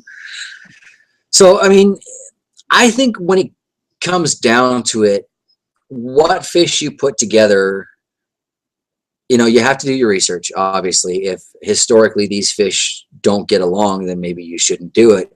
But what fish you keep together is going to be determined more by environmental conditions that the fish prefer. If this fish prefers a cooler water and this fish prefers a warmer water, these are bad fish to mix because neither one of them are going to be happy in the middle ground lukewarm water, and your plants aren't going to be too thrilled with that either. So you've just kind of got to make your own decisions on that. You know, if you want to follow the permits and the regs, then great. If you don't care about permits and regs, then great. Just don't get caught, you know. And if you do get caught, I don't know you. But that's just how it goes. Recto says, I've heard that catfish eat everything. I've had a few goldies that disagreed with that. They were wrong. I've heard that catfish eat goldfish in Texas aquaponics systems. So I don't know. You should be careful, bro. I have heard that catfish eat pretty much everything. I personally don't have much of a problem with that because I like to eat catfish because there is no other fish on the planet, in my experience, with quite the same texture and quality of meat. So Paris says, are those laws you were referencing governing fish for private consumption, fish Yes. sale, fish for sale, or both? Period. Those laws govern all raising of edible or game fish in the province of British Columbia, and they are regulated by a federal body as of the last few years. So I suspect they're going to start covering all of Canada with these same sort of BS regulations. It was a few years ago, there was a gentleman in Edmonton who was raising tilapia and breeding his tilapia, and I haven't seen his channel in quite some time. So I think that may have spread at least to Alberta by now.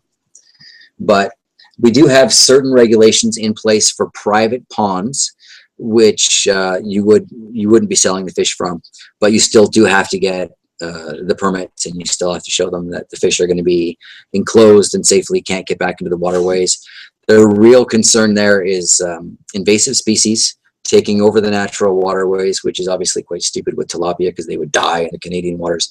But they're also worried about potential fish diseases spreading to the indigenous populations of the trout or the salmon or whatever from just a poorly maintained fish tank, because, you know, a lot of people don't maintain their fish tanks. I mean, I've checked my pH like 4 times over the last 4 years, so I would qualify as one of those people. So Bear is setting me up. MN Bear is setting Chox up. Good for you. What's going on? I have to go up here first. Set up, eh? Brian Reglan was asking if it was difficult for you to cut your hair. He's got very long, beautiful hair.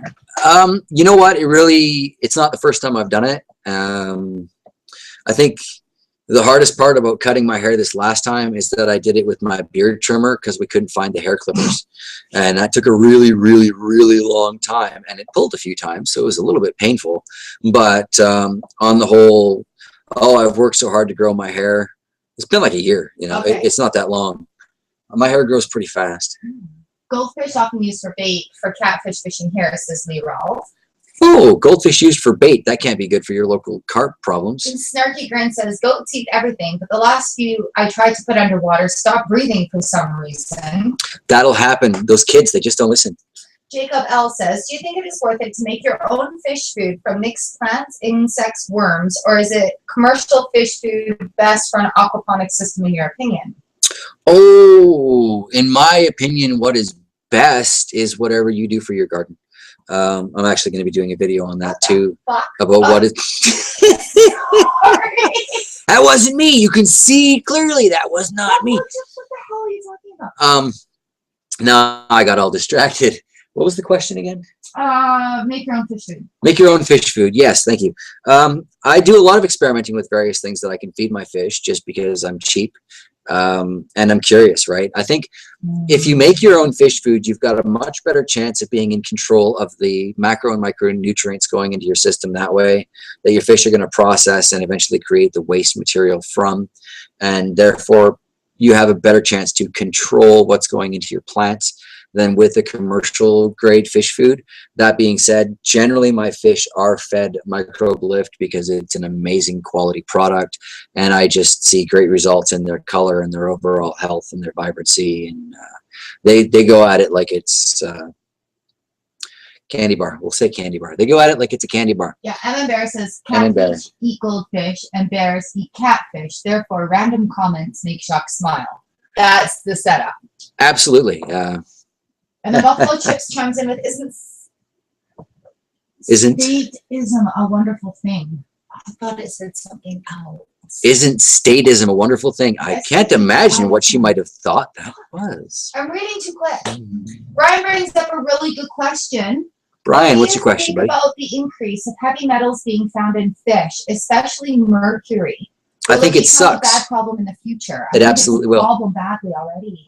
It's been a bad problem for a long time, actually. You know, thinking of catfish because I like the quality of their meat. Another fish meat that I have enjoyed in the past, but will never ever enjoy again, is swordfish, and that is because of the mercury and stuff that's developing in there. I think when it comes to ocean seafood, none of it's safe anymore. I don't think it's been safe for a really long time. I don't see, now we're getting back onto the global weirdness issue here ultimately with my thoughts on this, but I think the heavy metal problem is a problem. I think Metallica needs to come back. No, wrong metals. I think the heavy metal problem in fish is a serious problem, and that's another one of the reasons that I'm so huge into the aquaponic concept. There are even gardens in Israel that are dealing with saltwater aquaponics and trying to raise salmon because we've screwed the pooch, guys. So we've kind of got no choice, but if we want to continue to eat these things, we have to find a way to raise them safely because they're not safe in the wild right now. Hippie Chick is a very good question. Hippie Chick's good question is, can you sprinkle fish food on indoor house plants since I can't water with aquaponics water? Would it be using like using fish emulsion? I don't think it would be anything at all like that. I think you're going to end up with a nasty, mucky surface on your plant water. I don't know why you can't water with aquaponic water if you've got fish. What I do when you're keeping fish, particularly in a no-power aquaponic system, you're going to want to do water changes way more regularly than you would need to do in a regular aquaponic system. That's part of how you maintain the water chemistry. So when you take that water out, just use that to water your houseplants, and then top it up to its previous level. And I think you'll find that houseplants are very happy with that. You may also want to mention that leaving the water to sit will help get the chlorine out of it. Yeah, well, I think I've mentioned that too. Dechlorinating your water, the best way to dechlorinate your water is with a 24-hour cycle. You can speed that up with an air stone in there, but then you're kind of adding power to your system. So, you know, whether or not you want to do that. But it will, within 24 hours, the average 5-gallon bucket will dechlorinate enough to not be problematic. Buffalo Chips, just wondering what your thoughts are on Pacific Ocean poisoning via Fukushima. Oh, see, I think I just kind of went into that. Yeah, my thoughts are that sucks, and I'm never going to get to learn to surf. That really, really sucks. Surfing bear. I mean, come on. We all wanted to see that, right? Snarky, I know you wanted to see that. But really, yeah, that's exactly what it is. There are so many important ecosystems that are being just completely ravaged right now by our negligence, and it pisses me off so bad. And it's part of why I've got the LBS show that I haven't really done anything with, because I frankly have been afraid to be this candid with my opinions on a lot of things with a lot of viewers. I found, for example, when I first broached the spirituality issue and I brought out some cards, that my viewership numbers dropped dramatically. And frankly, I don't think that's fair to me. That's being a little judgmental, because I'm still the same person that I was before I did that. But I have motions from the peanut gallery. Yes. Brian Reglin adds to that conversation. I used to eat tuna daily for 2 years until I started getting sick. Oh, getting sick from tuna. Best 86 to 91. What do you guys think? I agree with both of those statements wholeheartedly. Damage Incorporated and Ride the Lightning were probably some of my favorite albums. Garage Days Revisited, you know, if you're going for that old school thing, I like that. Load, I don't know what they were thinking there. It's what was Black? I think Black was probably the last good album from Metallica. That's the one with Unforgiven on it. But that was, yeah, I guess that would have been the early 90s. So totally agree on that. Wow, folks, can you believe we've been at this for an hour and 40 minutes so far? I want to thank you guys so much for being here with us today, and I think we're still trucking along. It looks like the conversational circle's still going over there. I think we should shut it down in about 20 minutes, though. Yeah, we are. I tell you what, I'm going to go with Chox on that one. We're going to shut things down in about 20 minutes. As much fun as this is, we do still have some, you know, going around town responsibility type things to do today, and I want to go get that Death by Johnny hot sauce that I suspect is sitting in a mailbox right now, and I know you want to see Chox and I try that hot sauce. So tomorrow, maybe the next day on Blanco, we'll see. Starkey Grin says, or Lee Rall says, yes, on early Metallica, but I like Megadeth better. Oh, Megadeth was awesome. Countdown to Extinction, great album. Starkey says, I'm in Hawaii. Surfing bear could be a thing. Come visit. Okay. I have the same problem with coming to visit you in Hawaii that I have to visit with Rob Bob in Australia, and that's that I am disinclined to get in a hollow metal tube with wings on it and throw myself thousands and thousands of feet in the air going hundreds of miles an hour with a complete stranger in control of my destiny. And yes, people say you don't go until your time, but what if it's the pilot's time? You know, I don't want to be standing there in whatever halls of judgment I eventually end up in going, I'm with him. I'm not even supposed to be here. Now, that being said, I've been talking to Chox about making a sailboat out of PVC. So one day, maybe we might get there. I would love to do, we actually kind of plotted something out too, kind of going up the BC coastline and then farting along the Bering Strait and then kind of down along this, the Asian coastline there. It would be a great way to get to Australia, but I think it's going to be a long swim to Hawaii because I'm not quite sure of my geography because, you know, the Canadian education system is highly underfunded and I didn't go to a lot of my classes. So I would love to, you know, if it wasn't for the whole flying issue, I would love to come surf the North Shore in Hawaii there, man. I would love to come do some hydroponic or aquaponic gardening there. I have heard Hawaii is full of 101 ways to eat spam, which scares me a little bit. But, you know, my best friend's been down there a few times and he swears, oh, spam burritos and things like that first thing in the morning. You just can't get better than that. Says there are perfectly good cruise ships. Yeah, abandoned and floating and on fire in the ocean. There is no such thing as a perfectly good cruise ship. I'm going to tell you all the story. I used to work in a hotel in downtown Vancouver, a port city, and I was a much younger man. I was in my early 20s, and you know, I was sporting the bald hair, and it's a responsibility type job. So I wore the vest, I wore the tie, I wore, you know, I dressed up, and I was taught as a younger man, you dress a level above where you work if you want to get promoted.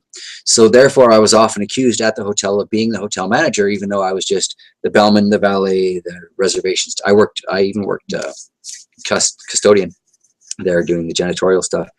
But okay, so one day I'm working, and I was with Jeremy at the time, and we were working at the front desk. And these old ladies came in, and they'd probably been in for the last 2 years around the same time for their cruise ship season, right? And they were very forward in inviting Jeremy and I to come along on the cruise ship as their dance partners. And I've had nightmares about cruise ships ever since. So, no. And again, it's the whole somebody else in charge of my safety in this thing. I don't have enough faith in people to maintain sobriety long enough to be in charge of my life for that long. And then Barry says we should get a canoe and go over. We should get a canoe and go over. I just sold a kayak. You live in Canada. I don't think a canoe would be too hard to find.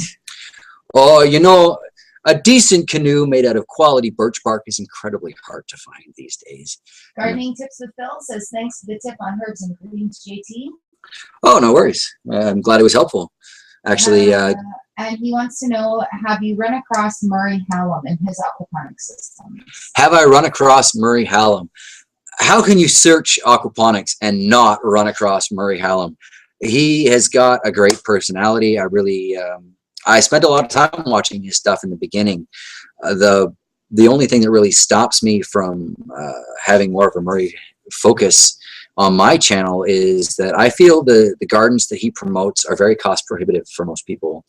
For me to have anything like that growing on here, I'd be looking at spending well over 4 digits. And that's not the message I'm trying to convey. I think it's fantastic if people can afford to go out and spend that money and get started right away and get all the hydroton and get all that stuff. That's fabulous and that's awesome, and way to be proactive and way to invest your money in something that's going to be good for your future instead of just some useless stock or treasury bill or whatever. But I love him as a man. I love what he's trying to do. I am more interested in aquaponic gardens that anyone can build, but he is an awesome guy. We have a great hot pepper debate going on. Hot pepper debates. Ho ho. Okay. I think Brian started this one. Go Brian. What's hotter than scorpion? Oh wait. I heard the Bahuchalokia is a lot hotter than scorpions. Yeah.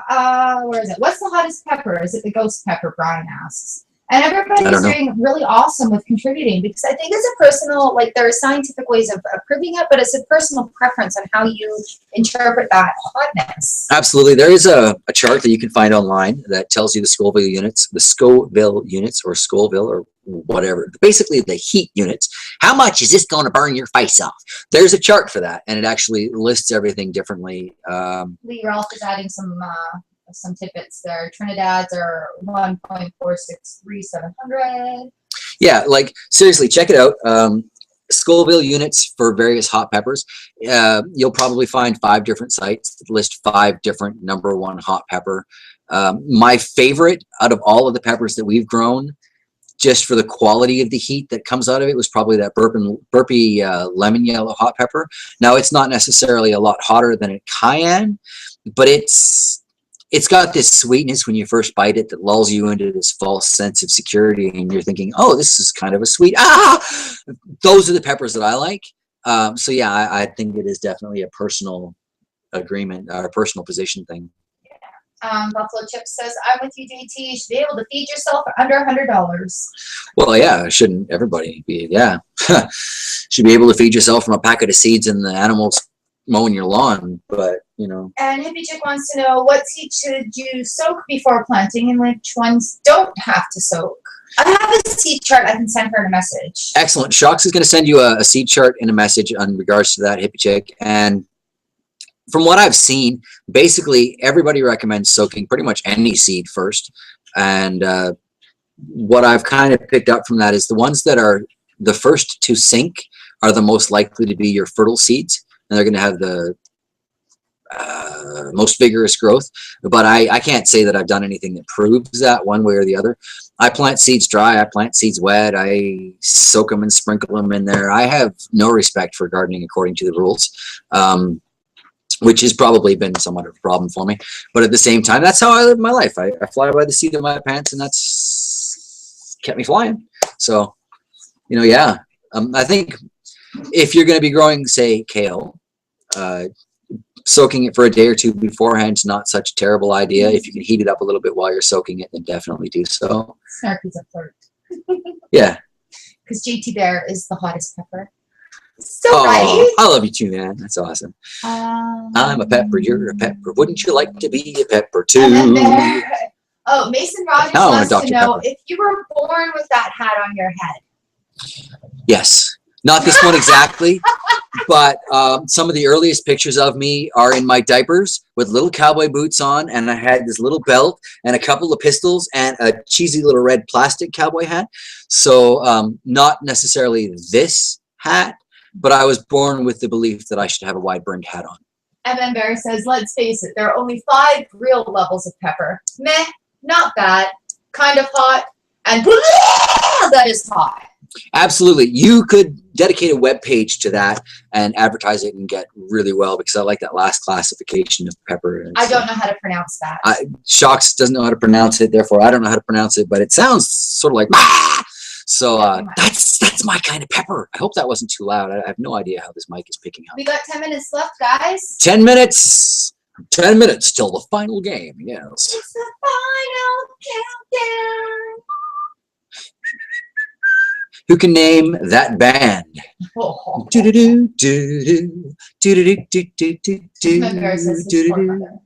Whose poor mother? My poor mother? For being born with a hat on. Oh, I was C-section. No worries. It's all good. If you wanna weep for my mother, she had to shovel the driveway to get to the hospital. B. Ralph wants to know what the purpose is of soaking seeds. The purpose of soaking seeds is to help to get the moisture into the part of the seed that actually germinates. Your seed is composed ultimately, now I am not a biologist, okay? Basically, your seed is composed of, it's like a nut. You've got the outer shell and then you've got the inner meat. The moisture needs to get through that outer shell to the inner meat before you're going to start to get your root sprouting out of that. The purpose, as I understand it, of soaking the seeds is basically just to make that happen a little bit faster, because the moisture content in the soil, to be a healthy environment for the seed to develop in, needs to be not that wet, you know, like damp, but not wet, because you'll just get root rot and kill off your seeds. But by doing that pre-soak, you can advance it a couple of days of the dampness seeping through, and you can greatly reduce your germination times. Buffalo Tip says, let us just throw it in the bear. Just a comment. Lettuce. I don't want anything to do with lettuce. Yeah, we were just talking about that. No, Mason it's nutritionally defunct. too. Brian says, happy Valentine's Day, Chox and JT Bear. You guys are the best. Is You guys Valentine's are the Day? best. Yeah, you guys are the best. I mean, we're just a couple of weirdos with the camera and a mic, and Buffalo Chips has a good Buffalo wardrobe, including a cowboy tux. A cowboy tux. I'd like to see a video explaining what a cowboy tux is, because I think it's a lot like a Surrey suit. Ah! So Rento's got 50 points for naming the band Europe. No. No? No. What's going on? No. Oh, look at who! Oh! Chox doesn't know either. Are you sure? I'm pretty sure that was put out by. Oh, I was thinking of a wrong song. Eat it. Note to self: when you're doing trivia, make sure you know the answer. Yes. Yes. I was thinking of Rock Me Amadeus for some reason. Comedian with all your voices. Oh, the voices in my head sometimes escape out my mouth. I'm not always in charge of what they say. All right.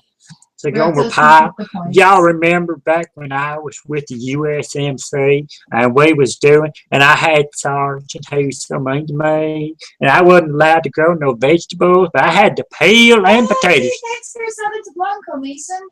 Oh yeah, hey, thanks for subbing Blanco. Indeed. Oh, unless it was your outdoor adventure channel. Hold on there. I'm a little vain. Oh, she's a little vain. That's a lot of why I love her. I tell you what.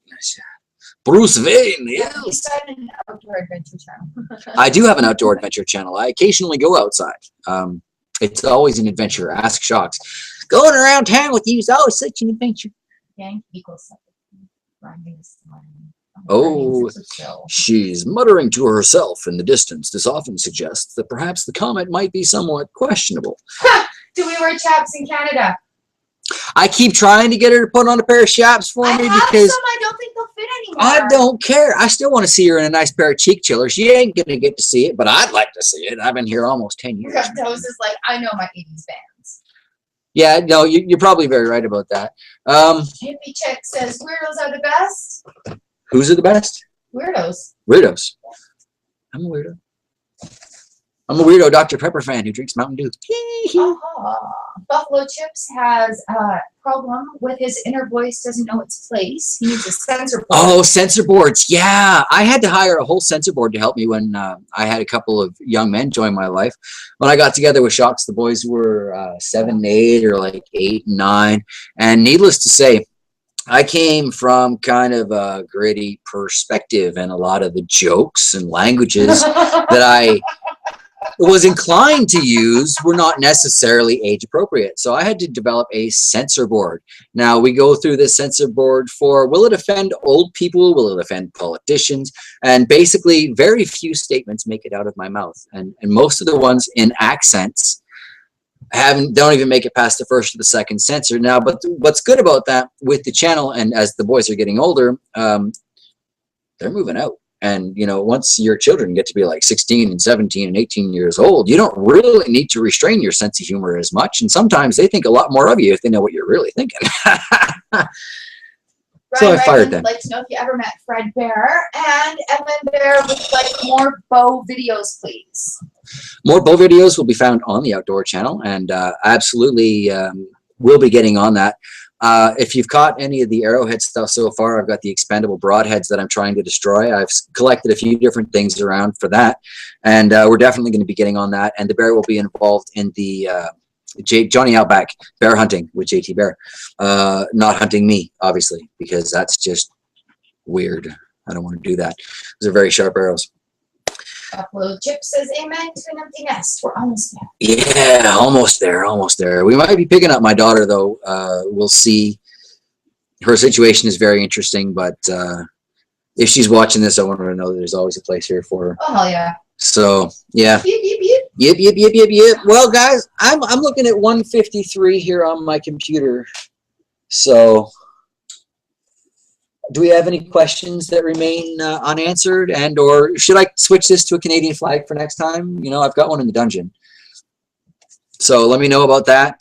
And yeah, do we have any final questions? We're in a 5-minute countdown, folks. 5 minutes till the end of the game. My comment was too short. Her comment was too short. How do you make too short of a comment? I can type lol, and that's not too short of a comment. All right, I'm getting kind of a silence from the peanut gallery here. We've got kind of a, Mason's making us go to the full. It says 1:55. We've got 5 minutes left, folks. That's what I said. 5 minutes. Oh, okay. 5 minutes. So if we've got any more questions, otherwise, you know, I could just do some crazy accents, or I could, I suppose I could sing for you if you'd like. Repto says, everybody's like, thanks for the great chat and video. Everybody's very having a great night. It was fun. It was so much fun chatting with everybody. I have had a great time. I'm glad this time worked out for most people. I was particularly worried about you, Phil. I don't know if you're still there. I can't believe I told you Sunday. What the hell was I thinking? Yeah, because it's 3 days time difference between here and Australia. Yeah. Hippie Chick says somebody should have paid more attention to socials. Valentine's Day. Indeed, happy Valentine's Day to all of you. Mwah. Buffalo wants to know the sass thing is looking. Lee wants to know where to get a hat like that. Walmart. Mason says, is it really necessary to brush your teeth 2 times a day, or just once fine? I would go with at least 2 times a day, or else you're gonna end up looking like this. And actually, on that note, brush your inside too. Get pressure. It's important to get that even pressure. Snarky says, I could ask a question, but it's inappropriate. Oh, I like inappropriate. We got the last 5 minutes.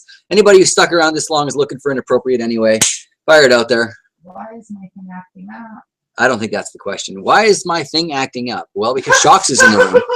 And my thing often acts up when Chox is in the room. As, I keep telling her it's mostly her fault. But she blames my libido, but I blame her body. So, you know... It's kind of weird. Sticking your finger in your mouth while you're talking about my body. Oh, yes. You've got to love this lag thing, because the time delay between my computer that is 3 feet from her computer is that whole 90-second thing, right? So right now she's looking at me, looking off to the side. Okay, do I like your length or girth more? Does Chox like my length or my girth more? Well, you're pretty tall. She seems to like my height. You've maintained, so... I don't think that's what he's talking about. Oh. Let me just say, you know, like a bear, man. But every man says that, especially if their name is Bear. I think what she likes the most is when I wake her up first. Because remember, you know, if you say surprise first, no. Try to find toothpaste without fluoride. Try and find tooth. Yeah, that's a good challenge. Everybody's like, or Lee Ralph is like, wow, snarky. Hippie Chick says you should do more cooking videos. I'm gonna be doing that, but well, Brian wants to know Brian. if you fart if someone pulls his finger. No. Oh. I do fart if the dog gets uncomfortably close, though. I save them for him. He is my special friend. So, you know, that's play the fart game with the dog. The problem with that is when he plays back, he's got some vicious ammunition. So it's crazy. It's starting to be a bit of a gray but sunny day out there, so I'm getting a little bit blinded by the coming noons or the mid-afternoon sun here in my eye.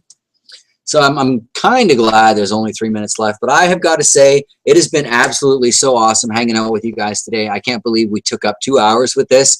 I'm having a blast. If we didn't have stuff to do, I could take up the full 8 hours. I am my mother's son. I could talk until dawn. But oh, she's just, you guys hear her? I hope you can hear her because my silence makes a lot more sense if you can hear what my cohort is up to. I'm trying to type. Yes, don't type there. Type there. Yes. Just want to thank everybody for joining us for our first time. Well, it's her first time, you know. So my first time was that stupid live event. So long and thanks for all the clicks. So sad that it should come to this. You're a good singer. I try. Was that a comment or is that your opinion? Oh, somebody hears me. I'm sorry, I'm trying to be quiet. No, she should be loud. I think she's half the fun. In fact, I think Chox and I should be doing over teacup discussion every morning. Just kind of pick what's trending on Twitter and what the hell do we think about that. Well, this was supposed to be your thing, and I just kind of got loud. We need to do this where I've got the camera hooked up as well on Blanco. Right, so you've got 1 minute left to throw in your opinion on that. Should we be doing this? Say goodnight in English accent, JT. Say goodnight in an English accent? Oh, I don't know if that's really English or not.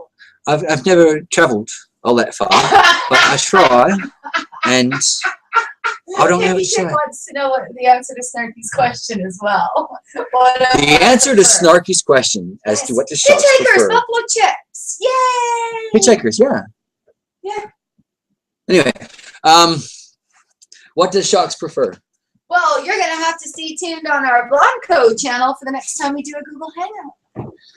All right, so I am going to officially hold it up against her and hold her to that. And if you want the answer to that question, apparently it will be revealed on our first Blanco Google Hangout, where we will both be in the shot, and therefore no one will know what's going on in the comments. Maybe, we'll get research to do it. We'll put our teenager to use. You want breakfast? I want to know what the comments are. Yeah. I'll make you French toast, man. Do it. All right, well, 2:01. It's time to sign off. Thank everybody, and do it in an Arnold impression, please. Oh, I cannot do an Arnold impression. We are here to grow we are going to grow your garden nice and big, and I think you know what? I'd rather try and do a York impression than an Arnold impression, and either way, I can't do that. Hey. Oh my God. I can. Arnold's not my thing. What? Snarky wants you to look right at the camera and say, yes, right there. Just like that. No. But thanks for the thought. I want you to put your Speedos on, but we have to go, you guys. We love you. Me in a Speedo is a really, really bad idea. He doesn't own a Speedo. I do have thongs, though. Dude, those are mine. For the record, Australians refer to what we call flip-flops as thongs. Chox learned something today, and we're going to have a great walk downtown. Thanks so much, everybody, for hanging out, and I'm going to click that little stop broadcast. All right, well, thank you all for coming down today, and I really appreciate the time we have done spend together. And if you want to share this with people or, you know, anything like that, I ain't got no problem with it, man. That'd be fine. Y'all have yourselves a fantastic day, and stick around for next time we might, should have, could done something like this on Blanco. And I will try to put my sanity aside for the Blanco moments. Much love. Mwah. Happy Valentine's. And thank you for joining us. Have a great day.